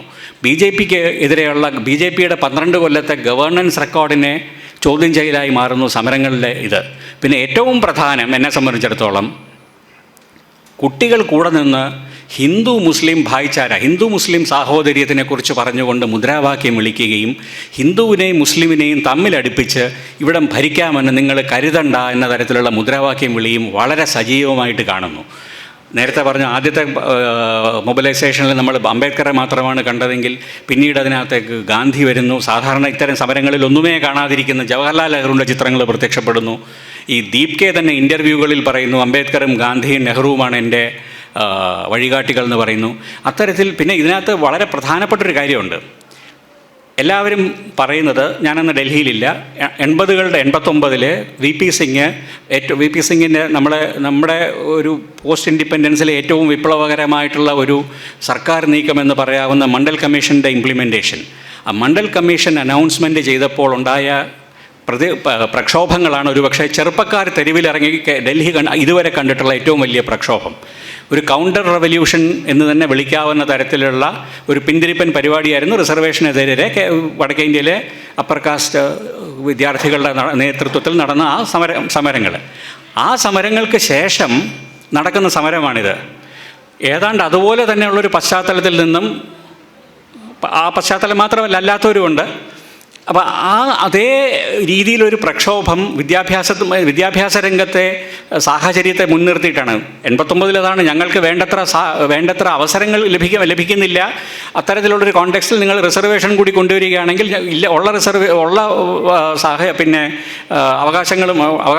ഉള്ള ഓപ്പർച്യൂണിറ്റീസും ഇല്ലാതാകുമെന്ന് പറഞ്ഞിട്ടായിരുന്നു മണ്ഡൽ വിരുദ്ധ സമരമെങ്കിൽ, ഇപ്പോൾ സമാനമാണ്. വേണ്ടത്ര ഓപ്പർച്യൂണിറ്റീസ് ഇല്ല, നിങ്ങളുടെ വിദ്യാഭ്യാസ രംഗം ആകെ കൂടി അപകടത്തിലാണെന്നുള്ള പേരിൽ തന്നെയാണ് ഇപ്പോൾ നമ്മൾ നടന്നത്.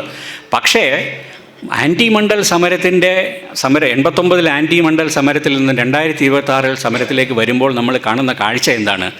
ഇതേ വടക്കേ ഇന്ത്യയിൽ, ഇതേ തെരുവുകളിൽ സമരങ്ങളുടെ ഏറ്റവും വലിയ പ്രതീകം എന്ന് പറയുന്നത് ഒരു ദളിത് വിദ്യാർത്ഥിയാണ്. ഒരു ദളിത് ചെറുപ്പക്കാരൻ്റെ നേതൃത്വത്തിൻ്റെ കീഴിൽ മറ്റ് ജാതികൾ, വടക്കേ ഇന്ത്യയിലെ ഹിന്ദി സംസ്ഥാനങ്ങളിൽ നിന്നുള്ള ജാതികളിലെ ചെറുപ്പക്കാർ അണിനിരക്കുന്നു എന്നത് വാസ്തവത്തിൽ വളരെ വടക്കേ ഇന്ത്യൻ രാഷ്ട്രീയം നിങ്ങൾക്ക് പരിചയമുണ്ടെങ്കിൽ മനസ്സിലാവും എത്ര കണ്ട് വിപ്ലവകരമായിട്ടുള്ളൊരു സംഗതിയാണ്. മണ്ഡലിൻ്റെ 30 കൊല്ലക്കാലത്തെ മണ്ഡൽ രാഷ്ട്രീയത്തിൻ്റെ കാലത്തിന് ശേഷം പോലും അത് വളരെ വളരെ പ്രധാനപ്പെട്ടൊരു കാര്യമാണ്. അതുപോലെ അംബേദ്കർ എന്ന പ്രതീകത്തിനെ മുൻനിർത്തിക്കൊണ്ട് സമരം ചെയ്യാൻ ഈ ചെറുപ്പക്കാർ തയ്യാറാകുന്നു. അത് OBC കുട്ടികളുണ്ട്, അപ്പർ കാസ്റ്റ് കുട്ടികളുണ്ട്.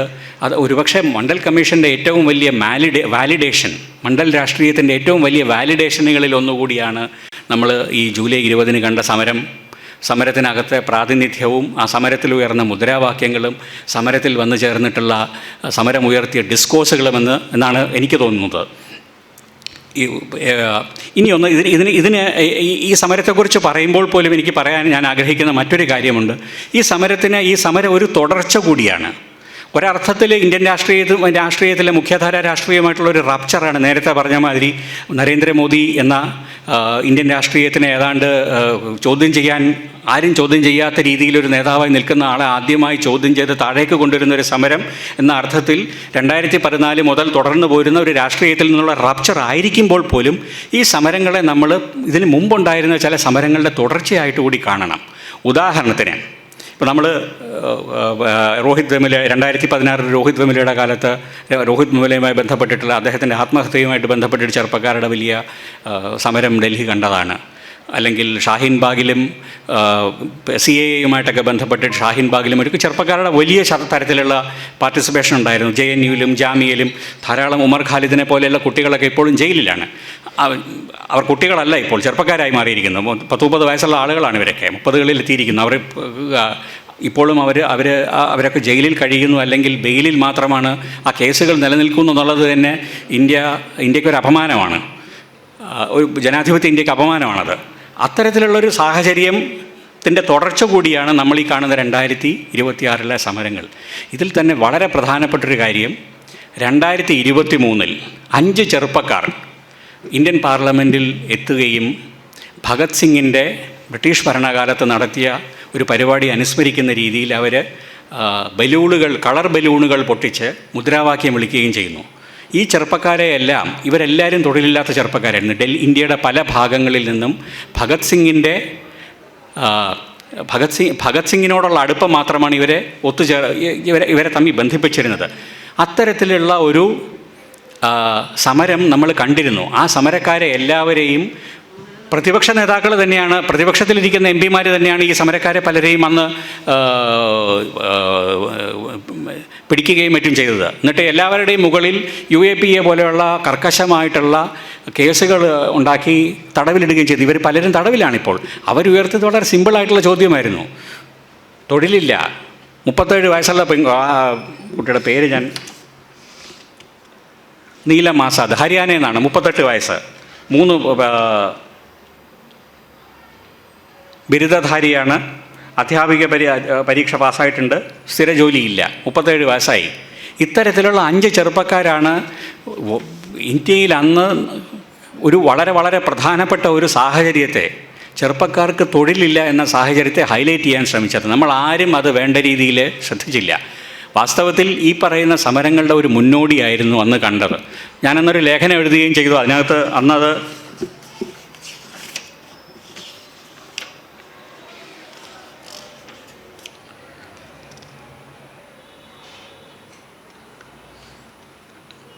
അവർ ഭഗത് സിംഗിൻ്റെ സ്മരണ ഉയർത്തിപ്പിടിച്ചത് യാദൃച്ഛികമല്ല, അതിൽ ബാലിശമെന്ന് തോന്നാവുന്ന ഒരു രാഷ്ട്രീയ സന്ദേശമുണ്ട്. എന്നാൽ മുഖ്യധാര രാഷ്ട്രീയത്തിന് അത് കേൾക്കാൻ കഴിയുന്നില്ല എന്നായിരുന്നു ഞാൻ ആ ലേഖനം അന്ന് ആ പ്രൊട്ടസ്റ്റിനെ കുറിച്ച് എഴുതിയപ്പോൾ ഞാനത് കൺക്ലൂഡ് ചെയ്തത്. വാസ്തവത്തിൽ അന്ന് ശ്രദ്ധിച്ചിരുന്നുവെങ്കിൽ നമ്മൾ ഇന്ന് പറയുന്ന ഒരുപാട് വിഷയങ്ങൾ ഈ പറയുന്ന അവസ്ഥയിൽ എത്തുമായിരുന്നില്ല. ഇന്ന് എസൻഷ്യലി ഇന്ന് സംഭവിച്ചിരിക്കുന്നത് എന്താ ചെയ്യുകയാണെങ്കിൽ ഈ തുടർച്ച എന്ന് പറയുന്നത് പോലെ തന്നെ പ്രധാനപ്പെട്ടൊരു കാര്യമാണ്. ഇനി എന്താണ് സംഭവിക്കാൻ പോകുന്നത്? ഈ ഭാഷാപരമായിട്ടുള്ള സംഗതി, രാഷ്ട്രീയമായിട്ടുള്ള സംഗതികൾ, ഇതൊക്കെ ഉണ്ടാകുമ്പോൾ പോലും ഒരു ലാർജർ പൊളിറ്റിക്കൽ സിഗ്നിഫിക്കൻസിൻ്റെ ഒരു സംഗതി നമ്മൾ സംസാരിക്കേണ്ടതുണ്ട്. അത് നേരത്തെ പറഞ്ഞു, പ്രൊട്ടസ്റ്റിൻ്റെ കാഡർ ക്യാരക്ടറിൽ നിന്ന് നമ്മൾ മനസ്സിലാക്കാവുന്ന ഇന്ത്യൻ സമൂഹത്തിൽ ഉയർന്നിരിക്കുന്ന ഒരു പ്രത്യേക തരത്തിലുള്ള റെസ്റ്റീവ്നെസ്, അല്ലെങ്കിൽ എന്താണ് ഒരു അൺട്രസ്റ്റിൻ്റെ സ്വഭാവം നമുക്ക് പിടികിട്ടും. അത് പ്രത്യേകിച്ച് വടക്കേ ഇന്ത്യൻ മേഖലകളിലാണ്. രണ്ടാമത്തത് സമരത്തിൻ്റെ ഭാഷ, അത് പ്രാദേശിക ഭാഷകളിലേക്ക് മാറിയിരിക്കുന്നു. അതിൻ്റെ ഭാഷ വളരെ ഹിംസാത്മകമായിട്ടുള്ള ഒരു ഹ്യൂമറും സർക്കാസവുമാണ്. നോൺ വയലൻ്റാണ് എങ്കിൽ പോലും ഭാഷയിൽ അത് വളരെ ഹിംസാത്മകമാണ്. അത് നമ്മൾ ഒരുപക്ഷെ എക്കാലത്തും അതോറിറ്റേറിയനായിട്ടുള്ള ഭരണ സംവിധാനങ്ങൾ വരുമ്പോൾ അവയ്ക്കെതിരെയുള്ള പ്രതിരോധങ്ങളിലൊക്കെ തന്നെ നമ്മൾ കണ്ടുപോന്നിട്ടുള്ളൊരു സംഗതിയാണ്. ഒരു ഉദാഹരണം ഞാൻ പറയാം. ജോൺ ഒലിവർ പെറിയുടെ ഒരു പുസ്തകമുണ്ട്. അത് എമർജൻസി കാലത്ത് എഴുതപ്പെട്ടിട്ടുള്ള പബ്ലിഷ് ചെയ്യപ്പെട്ടുള്ള കവിതകളുടെ ഒരു കളക്ഷനാണ്. ഈ പുസ്തകത്തിൻ്റെ ഒരു പ്രത്യേകത നമ്മൾ വായിച്ചു കഴിയുമ്പോൾ നമുക്ക് പെട്ടെന്ന് സ്ട്രൈക്ക് ചെയ്യുന്നൊരു സംഗതി എന്ന് പറയുന്നത് ഈ കവിതകളിൽ വന്നിരിക്കുന്ന പരിഹാസത്തിൻ്റെ എമൗണ്ട്, സറ്റയർ, ഹ്യൂമർ, ഇത്തരത്തിലുള്ള നമ്മൾ സാധാരണ എല്ലാ ഇന്ത്യൻ കവിതകളിലും മോഡേണിറ്റി വന്നു കഴിഞ്ഞാൽ മോഡേണിറ്റിയുടെ ഒരു പ്രത്യേക ഭാഷ, ഒരു സീരിയസ്നെസ് ഉണ്ടായിരുന്നു. അല്ലെങ്കിൽ അതിൻ്റെ മറുവശത്ത് നെഹ്റുവിയൻ ഇന്ത്യയുടെ ഭാഗമായിട്ടുണ്ടായിട്ടുള്ള എഴുത്തുകാരിൽ വന്നിരുന്ന ഒരു നേഷൻ ബിൽഡിങ്ങുമായിട്ട് ബന്ധപ്പെട്ടുള്ളൊരു ഗൗരവമുണ്ടായിരുന്നു. ഇതിനെയൊക്കെ മാറ്റിമറിച്ചുകൊണ്ട് ഫോക്ക് താളങ്ങളും ഹ്യൂമറും പാസ്റ്റീഷും ഇങ്ങനെയുള്ള പല തരത്തിലുള്ള സാമ്പ്രദായിക അർത്ഥത്തിൽ നമ്മൾ സാഹിത്യത്തിൽ പ്രയോഗിക്കാത്ത തരത്തിൽ ഹിംസാത്മകമായിട്ട് അധികാരത്തെ ചോദ്യം ചെയ്യുന്ന ഒരു അരികെ ജീവിതങ്ങളുടെ ഒരു ഭാഷ ഈ കാലത്ത് ഈ 2 കൊല്ലക്കാലത്ത് എഴുതപ്പെട്ട കവിതകളിൽ കാണാൻ വരുന്നത്. സമാനമായിട്ടുള്ളൊരു സംഗതി പുതിയ കോണ്ടെക്സ്റ്റിൽ, പുതിയ മാധ്യമത്തിൽ കുട്ടികൾ അല്ലെങ്കിൽ ചെറുപ്പക്കാർ, ഈ ജെൻസി എന്ന് വിളിക്കുന്ന ചെറുപ്പക്കാർ അവരുടെ പ്രതിഷേധം രേഖപ്പെടുത്താൻ ഉപയോഗിച്ചു എന്ന് പറയുന്നത് അടിയന്തരാവസ്ഥയുമായിട്ട് സമാനമായിട്ടുള്ളൊരു സാഹചര്യം, രാഷ്ട്രീയ സാഹചര്യം ഇന്ത്യയിൽ നിലനിൽക്കുന്നു എന്നതുകൂടി നമ്മളെ മനസ്സിലാക്കാൻ സഹായിക്കണം. മൂന്നാമത്തത് മറ്റൊരു കാര്യം എനിക്ക് പറയാനായിട്ടുള്ളത്, ഇതിനെതിരെ ഈ പറഞ്ഞ മാതിരിയിട്ട് പ്രധാൻ്റെ രാജിയോടെ ഇത് അവസാനിച്ചില്ല. കാരണം സമരത്തിൻ്റെ വ്യാപ്തി അപ്പോഴത്തേക്കും വളരെയധികം മാറിക്കഴിഞ്ഞിരുന്നു. അത് ഭരണകൂടത്തെക്കുറിച്ചിട്ടുള്ള ചർച്ചയായി, പാർട്ടികളെക്കുറിച്ചിട്ടുള്ള ചർച്ചയായി, അതിന് രാഷ്ട്രീയമാനം വന്നു, രാഷ്ട്രീയ പാർട്ടികളുടെ ഇടപെടലുകളുണ്ടായി. രാഹുൽ ഗാന്ധിയുമായിട്ട് ഇന്നിപ്പോൾ രാഹുൽ ഗാന്ധി സമരത്തിലിരിക്കുന്നത് ഡൽഹിയിലെ ഒരു പോലീസ് സ്റ്റേഷനിലിരിക്കുകയാണ്, മറ്റേ പെല്ലറ്റ് ഗണ്ണ് യൂസ് ചെയ്ത്. അപ്പോൾ എൻ്റെ ഒരു സുഹൃത്ത് മുസമ്മിൽ ജലീൽ എന്ന് പറയുന്ന ഒരു പത്രലേഖകനാണ് ഇന്ത്യൻ എക്സ്പ്രസ്സിൽ. അദ്ദേഹം ദീർഘകാലം ശ്രീനഗറിൽ റിപ്പോർട്ട് ചെയ്തിരുന്നത്, കശ്മീരി പത്രപ്രവർത്തകനാണ്. അദ്ദേഹം എപ്പോഴും പറയുമായിരുന്നു, നിങ്ങൾ ഒരു സ്റ്റേജ് കഴിയുമ്പോഴത്തേക്ക് നിങ്ങൾക്ക് കശ്മീർ എന്താണെന്ന് ഇന്ത്യക്ക് മനസ്സിലാകില്ല, അത് മനസ്സിലാകണമെങ്കിൽ ഇന്ത്യ കശ്മീരാകണമെന്ന്. ഏതാണ്ട് ഈ പെല്ലറ്റ് ഗൺസിൻ്റെ ഉപയോഗം എന്നത് ഏതാണ്ട് സമാനമായിട്ടുള്ളൊരു അന്തരീക്ഷമാണ്. പല തരത്തിൽ ഒരു കാരണവുമില്ലാതെ ആളുകൾ തടവിലാക്കപ്പെടുക, അവർക്ക് ബെയിൽ നിഷേധിക്കുക, അല്ലെങ്കിൽ അവർക്കെതിരെ വലിയ നടപടികൾ ഉണ്ടാക്കുക, ബുൾഡോസർ യൂസ് ചെയ്യുക. ഇതൊക്കെ തന്നെയാണ് കശ്മീരിലും ഇന്ത്യൻ ഭരണകൂടം മുമ്പ് ചെയ്തിട്ടുള്ളത്, അല്ലെങ്കിൽ നോർത്ത് ഈസ്റ്റേൺ ഇന്ത്യയിൽ മുമ്പ് ചെയ്തിട്ടുള്ളത്. ഇവിടെ എല്ലാം തന്നെ ചെറുപ്പക്കാരായിരുന്നു സമരത്തിന് മുൻകൈ എടുത്തിരുന്നത്.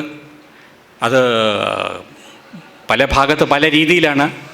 മാധവൻകുട്ടി സാറ് ആസാം റിപ്പോർട്ട് ചെയ്തിട്ടുള്ളതാണ് പ്രക്ഷോഭകാലം. ഇന്ത്യയിൽ ആദ്യമായിട്ട് വിദ്യാർത്ഥികളുടെ ഒരു രാഷ്ട്രീയ പാർട്ടി അധികാരത്തിൽ വന്ന സ്ഥലമാണ് ആസാം. അന്ന് അസം പ്രക്ഷോഭത്തിൻ്റെ രാഷ്ട്രീയത്തിന് വളരെ കുഴപ്പം പിടിച്ചിട്ടുള്ള ഒരുപാട് സംഗതികളുണ്ടെന്നുള്ളത് മറ്റൊരു കാര്യം. പക്ഷേ വിദ്യാർത്ഥികൾ തെരുവിലിറങ്ങി അധികാരത്തെ ചോദ്യം ചെയ്ത് അധികാര കൈമാറ്റം സാധ്യമാക്കിയ ഒരു സ്ഥലമാണ് ആസാം. അത്തരത്തിലുള്ളൊരു ചരിത്രം ഇന്ത്യയിലുണ്ട്. അപ്പം നമുക്ക് ചോദിക്കാവുന്നൊരു ചോദ്യം, ഇത് എന്ത് തരത്തിലുള്ളൊരു റപ്ചറാണ് ശരിക്കും പറഞ്ഞു കഴിഞ്ഞാൽ? ജൂലൈ 26 പറയുമ്പോൾ നമ്മുടെ മുമ്പിൽ 2 കാര്യമുണ്ട്. ഇത് സസ്റ്റൈനബിൾ ആണോ? ഒന്ന്, ചെറുപ്പക്കാർക്ക് മാത്രമായി ഒരു രാഷ്ട്രീയം സാധ്യമാണോ? ജെൻസി നേതൃത്വം നൽകുന്ന ഒരു രാഷ്ട്രീയത്തിൽ കൂടി നിങ്ങൾക്ക് രാഷ്ട്രീയ മാറ്റം സാധ്യമാണോ?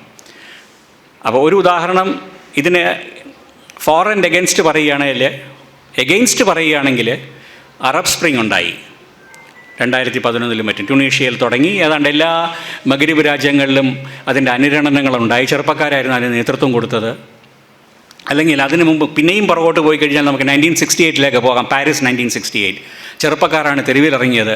അവർക്ക് സാർത്രനെയൊക്കെ പോലെയുള്ള ആളുകൾ പിന്തുണ നൽകിയിരുന്നെങ്കിലും ചെറുപ്പക്കാരുടെ സമരമായിരുന്നു 1968 പാരീസിലെ സമരം. പക്ഷേ സംഭവിച്ചതെന്താണ്? 68 വലിയ സമരത്തിന് ശേഷം ചാൾസ് ഡി ഗാൾ എന്ന് പറയുന്ന കൺസർവേറ്റീവ് രാഷ്ട്രീയ നേതാവാണ് മുമ്പിലത്തെക്കാളും വലിയ ഭൂരിപക്ഷത്തിൽ തിരിച്ചു വന്നത്. ഇന്ത്യയിൽ 60കളിൽ ഉണ്ടായിരുന്നതാണ് നെഹ്റുവിയൻ ഇന്ത്യയുടെ പരാജയങ്ങളോടുള്ള പ്രതികരണമായിട്ട് കൂടിയിട്ടും കമ്മ്യൂണിസ്റ്റ് പാർട്ടികളുടെ രാഷ്ട്രീയ സ്വഭാവത്തിൽ വന്ന പ്രശ്നങ്ങൾ കാരണവും ഇവിടെയും ചെറുപ്പക്കാരുടെ ഒരു വലിയ നക്സൽബാരി എന്ന് പറഞ്ഞൊരു വാസ്തവത്തിൽ ഒരു ചെറുപ്പക്കാരുടെ മുന്നേറ്റമായിരുന്നു, ഒരു വലിയ അളവിൽ. അതിൻ്റെ തുടക്കം മറ്റേതാണെങ്കിലും അതിനെ നയിച്ചത് ചെറുപ്പക്കാരായിരുന്നു. പക്ഷേ അതിൻ്റെ ആ കോണ്ടെക്സ്റ്റിൽ നിന്ന് പിന്നെ വരുന്നത് ഇന്ദിരാഗാന്ധിക്ക് വലിയ ഭൂരിപക്ഷവും 71 പിന്നെ നമ്മൾ കണ്ടത് അടിയന്തരാവസ്ഥയെ കൾമിനേറ്റ് ചെയ്യുന്നു. അത്തരത്തിലുള്ള ഒരു രാഷ്ട്രീയമാണ് അന്ന് നടന്നത്.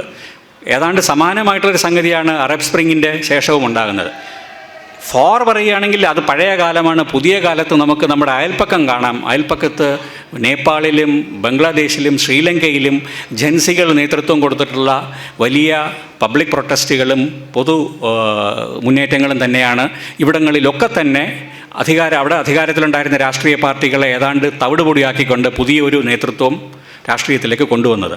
അപ്പോൾ എന്തുകൊണ്ടാണ് അറബ് സ്പ്രിങ്ങിൻ്റെ കാലത്ത് കൺസർവേറ്റീവായിട്ടുള്ള ശക്തികൾക്ക് പ്രാധാന്യം ലഭിച്ചത്? ഇറാൻ മറ്റൊരു ഉദാഹരണമാണ്.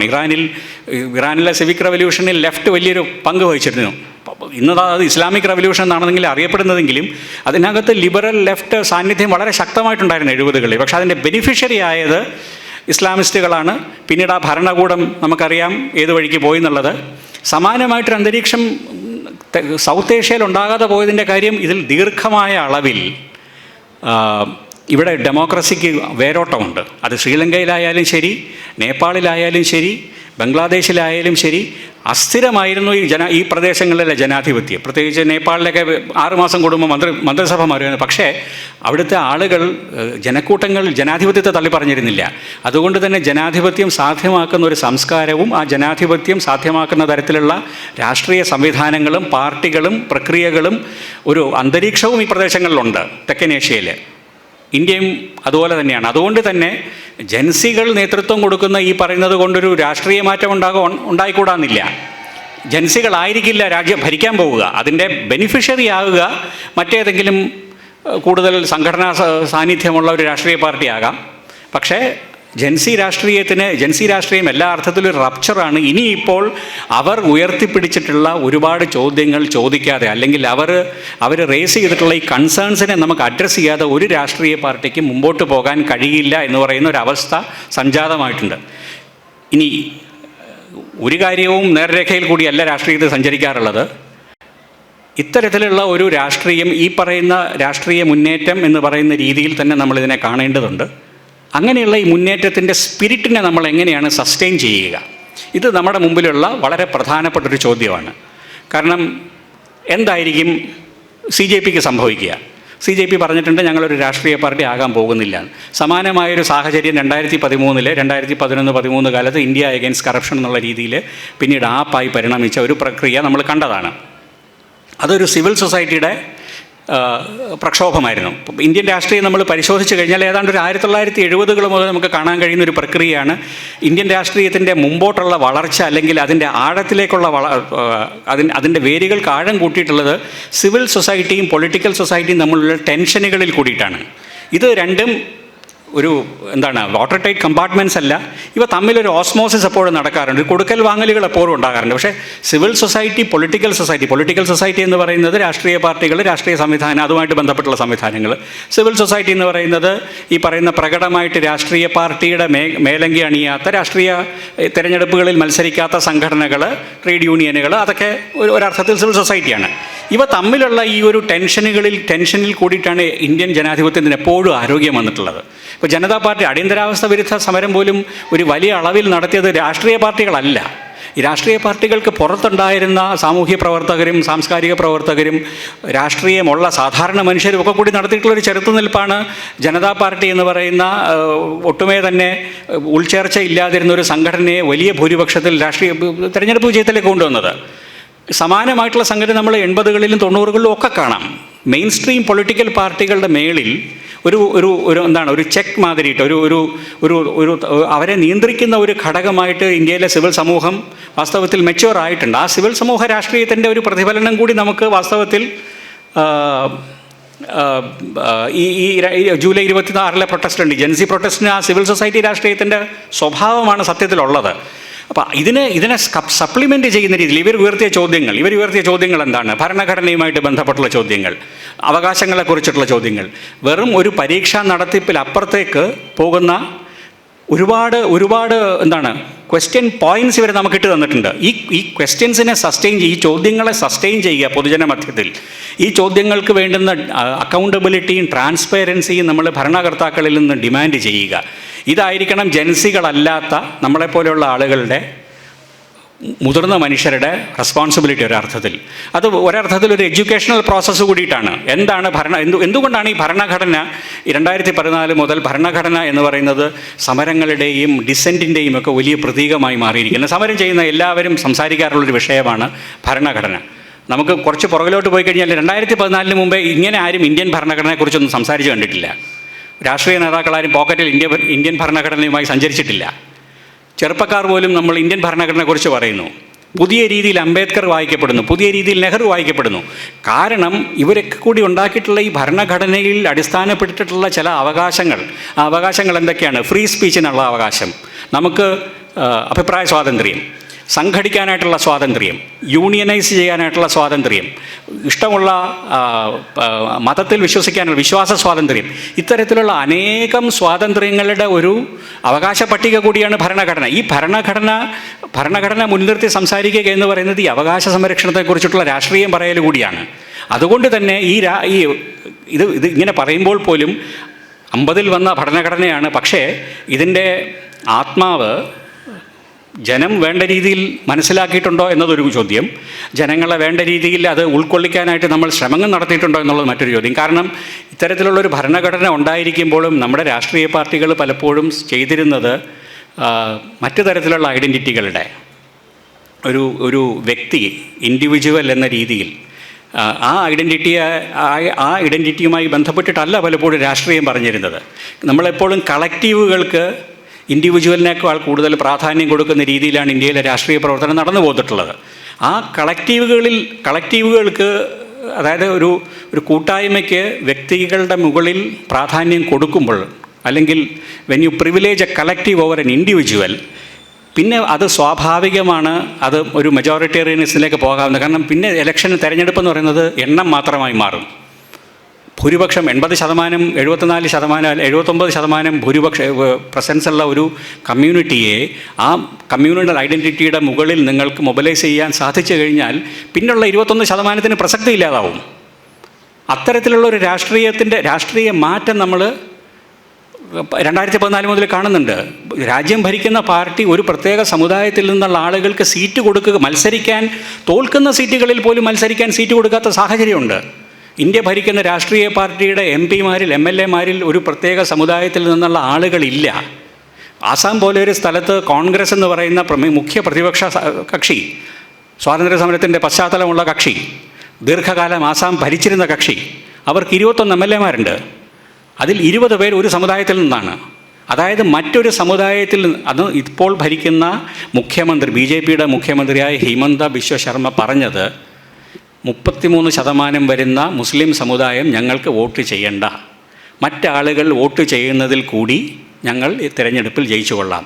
അപ്പോൾ എങ്ങനെയാണ് ഈ 67% മാത്രം വരുന്ന ജനങ്ങളെ ഉപയോഗിച്ചുകൊണ്ട് നിങ്ങളൊരു ഭരണം പിടിച്ചെടുക്കുക? നിങ്ങൾക്ക് കോൺസ്റ്റിറ്റ്യൂഷൻ്റെ മാപ്പ് മാറ്റാം. ഭൂരിപക്ഷം ഉള്ള ന്യൂനപക്ഷങ്ങൾ താമസിക്കുന്ന സ്ഥലങ്ങളിലേക്ക് അവരുടെ അത്തരത്തിലുള്ള കോൺസ്റ്റിറ്റ്യുവൻസീസ്, മുസ്ലിം കോൺസ്റ്റിറ്റ്യുവൻസി എന്ന് പറയുന്നത് ഒരു 26-27 ചുരുക്കി 126 സീറ്റുകളാണ് അസം അസംബ്ലിയിലുള്ളത്. അതിൽ 23-24 സീറ്റുകളിലെ മുസ്ലിം സാന്നിധ്യമുള്ള അല്ലെങ്കിൽ മുസ്ലിം വോട്ടർമാർക്ക് ഇൻഫ്ലുവൻസ് ചെയ്യാൻ സാധിക്കുള്ളൂ. 33% വോട്ടുണ്ടെന്ന് പറഞ്ഞിട്ട് കാര്യമില്ല. അപ്പോൾ വിചിത്രമായ രീതിയിലുള്ള കോൺസ്റ്റിറ്റ്യുവൻസി മാപ്പുകളാണ് നിങ്ങൾ അസാമിൻ്റെ ഇലക്ട്രൽ മാപ്പ് ശ്രദ്ധിച്ച് കഴിഞ്ഞാൽ കാണുക. അത്തരത്തിൽ ഒരു കോൺസ്റ്റിറ്റ്യുവൻസി മാപ്പിംഗ് മാറ്റിക്കൊണ്ട് ചെയ്യാം. രണ്ടാമത്തത്, തെരഞ്ഞെടുപ്പ് പട്ടിക തയ്യാറാക്കുമ്പോൾ, വോട്ടർ പട്ടിക തയ്യാറാക്കുമ്പോൾ നിങ്ങൾക്ക് ഇടപെടാം. നിങ്ങൾക്ക് ഇഷ്ടമില്ലാത്ത ആളുകൾക്ക് വോട്ട് ചെയ്യുക എന്നത് ബുദ്ധിമുട്ടുള്ള ഒരു കാര്യമാക്കി മാറ്റാം. നമ്മളെല്ലാവരും കണ്ടതാണ്. അപ്പോൾ SIR പ്രക്രിയ നമുക്ക് തള്ളിപ്പറയാൻ സാധിക്കില്ല. കാരണം അതിൻ്റെ ബൈ പ്രിൻസിപ്പിൾ അത് ശരിയാണ്.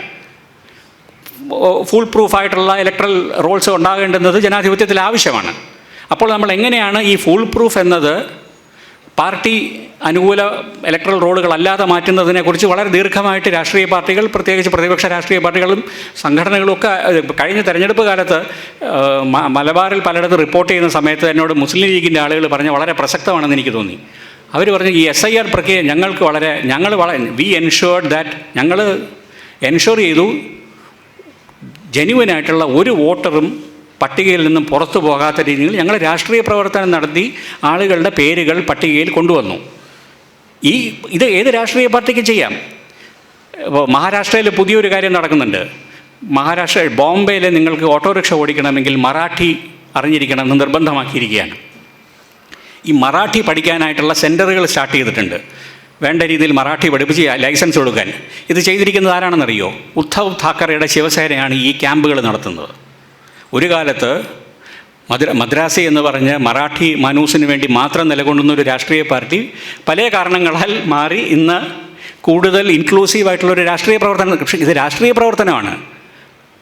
അത് SIRൻ്റെ കാര്യത്തിലായാലും ഇലക്ട്രൽ റോൾസിൻ്റെ കാര്യത്തിലായാലും ഈ പറയുന്ന രീതിയിലുള്ള ഭാഷയെയോ മതത്തെയോ ഉപയോഗിച്ചുകൊണ്ട് നിങ്ങളെ അന്യവൽക്കരിക്കാനായിട്ടുള്ള ശ്രമങ്ങളെ ചെറുത്ത് നിൽക്കുന്നതിന് ഏറ്റവും കൂടുതൽ സാധിക്കുക ഒരുപക്ഷെ രാഷ്ട്രീയ പാർട്ടികൾക്കാണ്. അല്ലെങ്കിൽ രാഷ്ട്രീയത്തിൽ ഇടപെടാൻ താല്പര്യപ്പെടുന്ന ഏത് സംഘടനയ്ക്കും ചെയ്യാവുന്നൊരു കാര്യമാണത്. സമാനമായിട്ടുള്ളൊരു കാര്യം നമ്മൾ ഈ ഭരണഘടനയെക്കുറിച്ചിട്ടുള്ള വിദ്യാഭ്യാസം നൽകലിലും ശ്രദ്ധിക്കേണ്ടതുണ്ട്. എത്രയോ വക്കീലന്മാരുണ്ട്, അവർക്കൊക്കെ ചെയ്യാവുന്നൊരു കാര്യമാണ്. എല്ലാ രീതിയിലും ഈ പറയുന്ന ഒരു എഡ്യൂക്കേഷൻ പ്രോസസ്സ്, കോൺസ്റ്റിറ്റ്യൂഷൻ, എനിക്കറിയാവുന്ന ഒരു കൂട്ടർ ബാംഗ്ലൂരുണ്ട്. അവർ ഈ പറയുന്ന കോൺസ്റ്റിറ്റ്യൂഷൻ ക്ലാസ്സുകൾ എടുക്കാറുണ്ട്. അത് ഞായറാഴ്ച ദിവസങ്ങളിൽ നാട്ടിൻപുറത്തൊക്കെ പോയിട്ട് ഒരു കവലയിൽ പോയിരുന്നിട്ട് ഭരണഘടനയെക്കുറിച്ച് സംസാരിക്കും. ഭരണഘടനയിൽ ഇങ്ങനെ കാര്യങ്ങളുണ്ട്, ഇതൊക്കെ ഭരണഘടന നമുക്ക് തരുന്ന അവകാശങ്ങളാണ്, നിങ്ങൾക്ക് കൃത്യമായിട്ടുള്ള കൂലി എന്നതൊരു ഭരണഘടനാ അവകാശമാണ്, അല്ലാണ്ട് ആരുടെ ഔദാര്യമല്ല. ഈ ഔദാര്യവും അവകാശവും തമ്മിലുള്ള വ്യത്യാസം ജനങ്ങളെ പറഞ്ഞു പഠിപ്പിക്കേണ്ടുന്ന കാലം എത്രയോ കഴിഞ്ഞിരിക്കുന്നു. കാരണം 2014 മുതൽ 2014 വരെയുള്ള പീരീഡ് കോൺഗ്രസ് ലെഫ്റ്റൊക്കെ കൂടി ചേർന്ന് ഭരിച്ചിരുന്ന UPA കാലഘട്ടം എന്നത് അവകാശങ്ങളെക്കുറിച്ചിട്ടാണ് സംസാരിച്ചിരുന്നത്. നിങ്ങൾക്ക് വിദ്യാഭ്യാസത്തിനുള്ള അവകാശം, right to education, right to food, ഭക്ഷണത്തിനുള്ള അവകാശം, ഇതിനെല്ലാം റൈറ്റ് എന്നുള്ള അടിസ്ഥാനത്തിലാണ് മഹാത്മാഗാന്ധി മൻരേഗ തൊഴിലുറപ്പ് പദ്ധതി അത് റൈറ്റായിട്ടാണ് ഇൻട്രൊഡ്യൂസ് ചെയ്തിട്ടുള്ളത്. അത് മാറി ഇന്ന് പറയുന്നത് റൈറ്റ്. 2014 ഭരണമാറ്റം ഉണ്ടായിക്കഴിഞ്ഞപ്പോൾ പുതിയ ഭരണകൂടം പറഞ്ഞത് എന്താണ്? നിങ്ങൾ അവകാശങ്ങളെക്കുറിച്ച് സംസാരിക്കേണ്ട, നിങ്ങൾ റെസ്പോൺസിബിലിറ്റിയെക്കുറിച്ച് സംസാരിച്ചാൽ മതി എന്നാണ്. ഇത് മാത്രമല്ല, നിങ്ങൾ തരുന്ന ഓരോ കാര്യവും ഔദാര്യം എന്ന രീതിയിലാണ് ഇന്ന് അവതരിപ്പിക്കപ്പെടുന്നത് ഭരണപക്ഷത്തു നിന്നും. നിങ്ങൾക്ക് റേഷൻ തരുന്നുണ്ടെങ്കിൽ അത് ഭരണകൂടത്തിൻ്റെ പോലുമല്ല, ആ ഭരണകൂടത്തിൻ്റെ ഏറ്റവും തലപ്പത്തിരിക്കുന്ന ഒരു വ്യക്തിയുടെ ഔദാര്യമായിട്ടാണ് അവതരിപ്പിക്കപ്പെടുന്നത്. ഇത്തരത്തിലുള്ള ചെറിയ ചെറിയ കാര്യങ്ങളെന്ന് നമുക്ക് തോന്നുന്ന കാര്യങ്ങൾ, പക്ഷേ ഇതിനൊരു വിദ്യാഭ്യാസ പ്രക്രിയയായിട്ട് മാറ്റാവുന്നതാണ്. എനിക്ക് തോന്നുന്നു ഈ ജെൻസി സമരത്തിൻ്റെ പോസ്റ്റ് ജെൻസി സാഹചര്യത്തിൽ നമ്മൾ വളരെയധികം ശ്രദ്ധിക്കേണ്ടുന്നത് ചെറിയ ചെറിയ കാര്യങ്ങളായിരിക്കും. വലിയ സമര പരിപാടികൾ പോലും ആവണം എന്നില്ല. പകരം ഈ പറയുന്ന വിദ്യാഭ്യാസത്തിൻ്റെ ഒരു സംഗതി, അവകാശങ്ങളെക്കുറിച്ചിട്ടുള്ള സംസാരം, കോടതികളിൽ കൂടി നഷ്ടപ്പെടുന്ന അവകാശങ്ങൾ. പുതിയ സുപ്രീം കോടതിയുടെ ഇത് വന്നിട്ടുണ്ട്, ഇൻഡസ്ട്രി എന്ന് പറയുന്നതിൻ്റെ ഇൻഡസ്ട്രിയുടെ ഡെഫിനിഷൻ മാറ്റിയിരിക്കുകയാണ് പുതിയ ലേബർ കോഡുകൾ അനുസരിച്ച്. ലേബർ കോഡുകൾ, അതായത് നമ്മൾ ഉദാഹരണം എടുക്കുകയാണെങ്കിൽ അടിയന്തരാവസ്ഥ കാലത്ത് പോലും, അടിയന്തരാവസ്ഥ കാലത്തിനൊരു പ്രത്യേകതയുണ്ട്. ഈ അടിയന്തരാവസ്ഥ കാലത്താണ് ഒരുപാട് ലേബർ ഫ്രണ്ട്ലി ആയിട്ടുള്ള നിയമനിർമ്മാണം നടന്നത്. കാരണം ഭരണഘടനയിൽ സോഷ്യലിസ്റ്റ് എന്നുള്ള വാക്ക് എഴുതി ചേർത്തു. അതിൻ്റെ ഭാഗമായിട്ട് ഫോർ വാട്ട് എവർ റീസൺ, അതെന്ത് പ്രിട്ടൻസിന് വേണ്ടിയിട്ടാണെങ്കിൽ പോലും ഒരുപാട് തൊഴിലാളികളെ സഹായിക്കുന്ന നിയമപരിപാടികളും ആ കാലത്ത് നടന്നിരുന്നു. ഇതിൽ പലതും ഇന്ന് നിയോ ലിബറലൈസേഷൻ, ഇക്കണോമിക് റിഫോംസ് മുതൽക്കുള്ള കാലത്ത് നടന്നുകൊണ്ടിരിക്കുന്ന ഒരു പ്രക്രിയയാണെങ്കിൽ പോലും ഇന്നത് വളരെ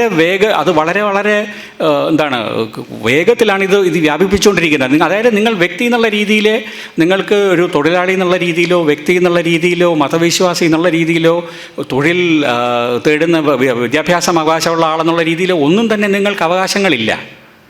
അത് സർക്കാരുകൾ നൽകുന്ന, ഭരണകൂടം നൽകുന്ന ഔദാര്യം മാത്രമാണെന്നുള്ള ഒരു പ്രചരണവും ഒരു വിദ്യാഭ്യാസ പ്രക്രിയ പോലത്തെ രീതിയിൽ രാഷ്ട്രീയ പാർട്ടികളും രാഷ്ട്രീയ നേതാക്കളും പറയുന്ന ഒരു സംഗതി വന്നിട്ടുണ്ട്.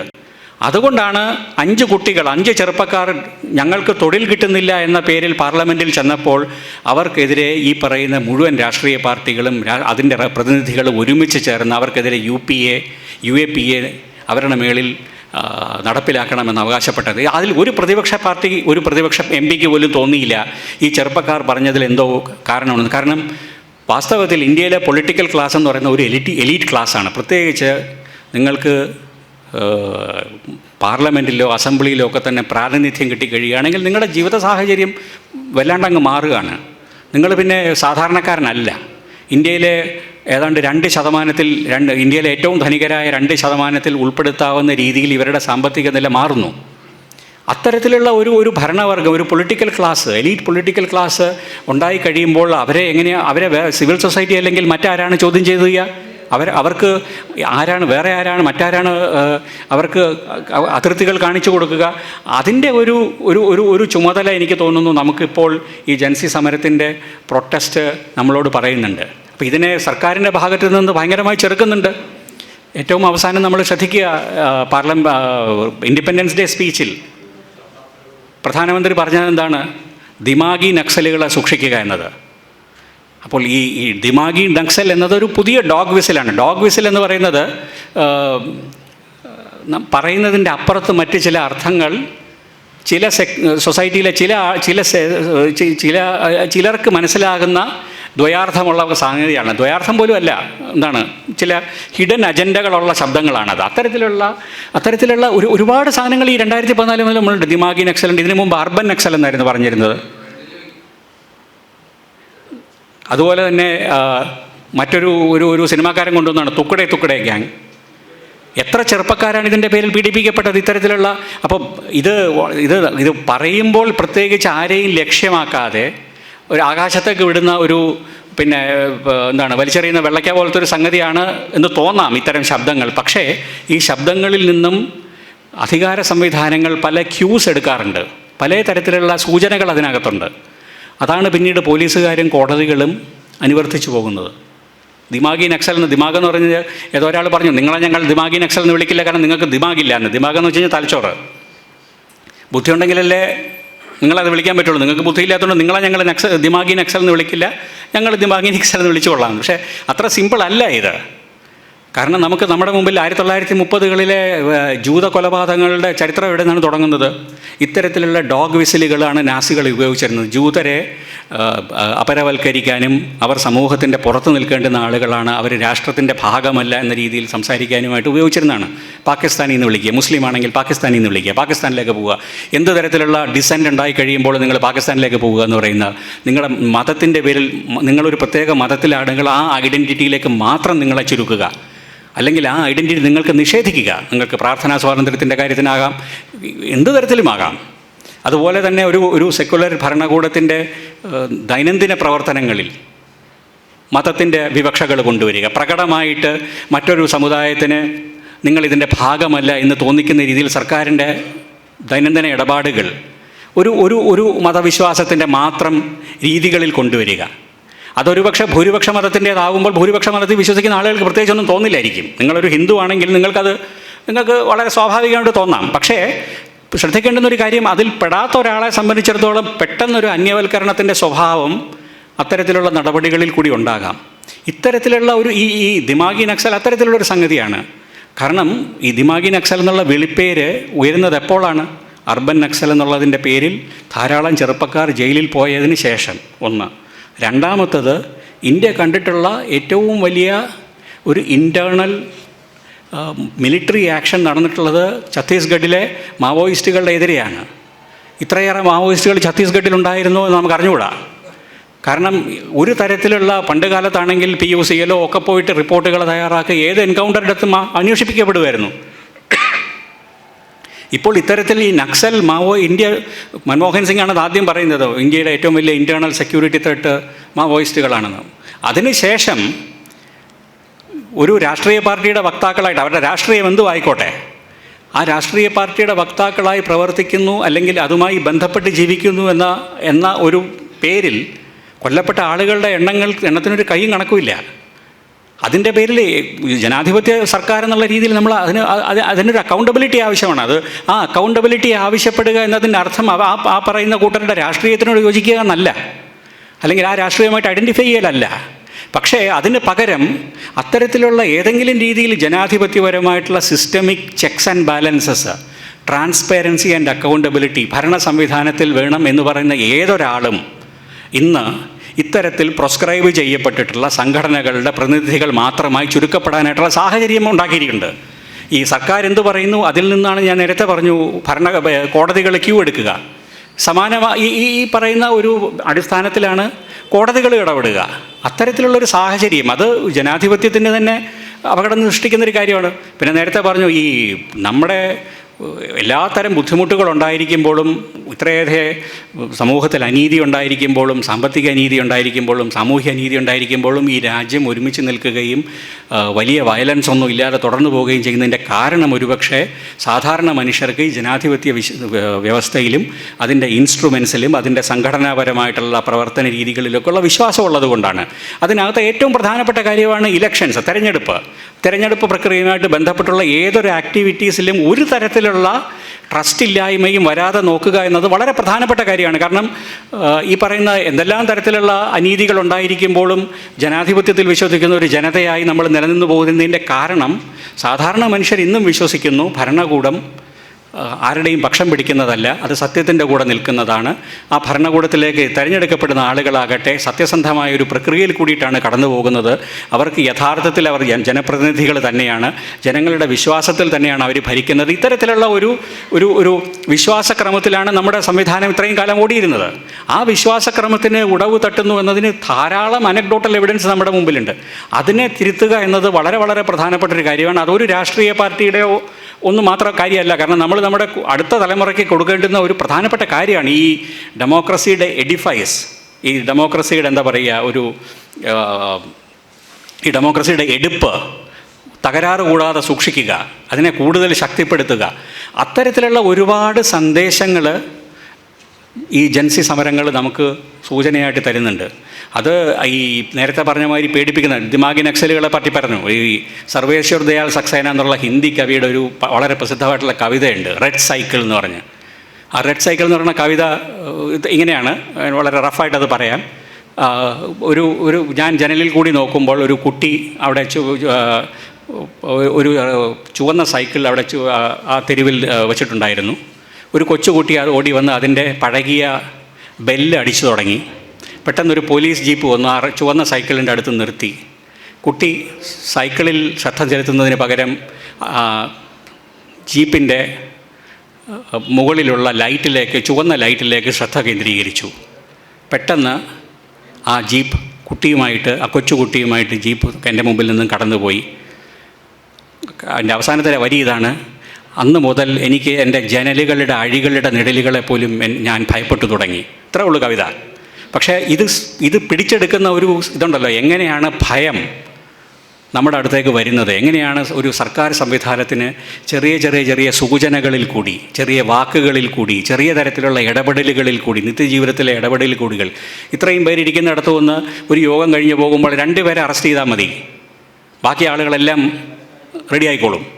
ഇത്തരത്തിലുള്ള അപ്പോൾ എന്നെ തേടി ആരും വരില്ല എന്നുള്ള എന്താണ് ആ ഒരു ഷ്യൂറിറ്റി നമുക്ക് ആർക്കുമില്ലാത്ത ഒരു കാലത്തേക്ക് മാറിയിരിക്കുന്നു എന്നുള്ളതിൻ്റെ ഒരു ലക്ഷണമുണ്ട്. അതിനോടുള്ള ഒരു പ്രതിരോധം കൂടിയിട്ടാണ് വാസ്തവത്തിൽ ഈ ജൻസികൾ ചെയ്തിരിക്കുന്നത്. ആ ജൻസികളിൽ നിന്നും അവരെക്കാൾ എത്രയോ മുതിർന്നവരായിട്ടുള്ള നമുക്ക് ഒരുപാട് പാഠങ്ങൾ പഠിക്കാനുണ്ട് എന്ന് മാത്രമേ എനിക്ക് പറയാനുള്ളൂ. ഇത്രയും നേരം ക്ഷമയോടെ കേട്ടിരുന്നത് നിങ്ങൾക്ക് നന്ദി. Thank you.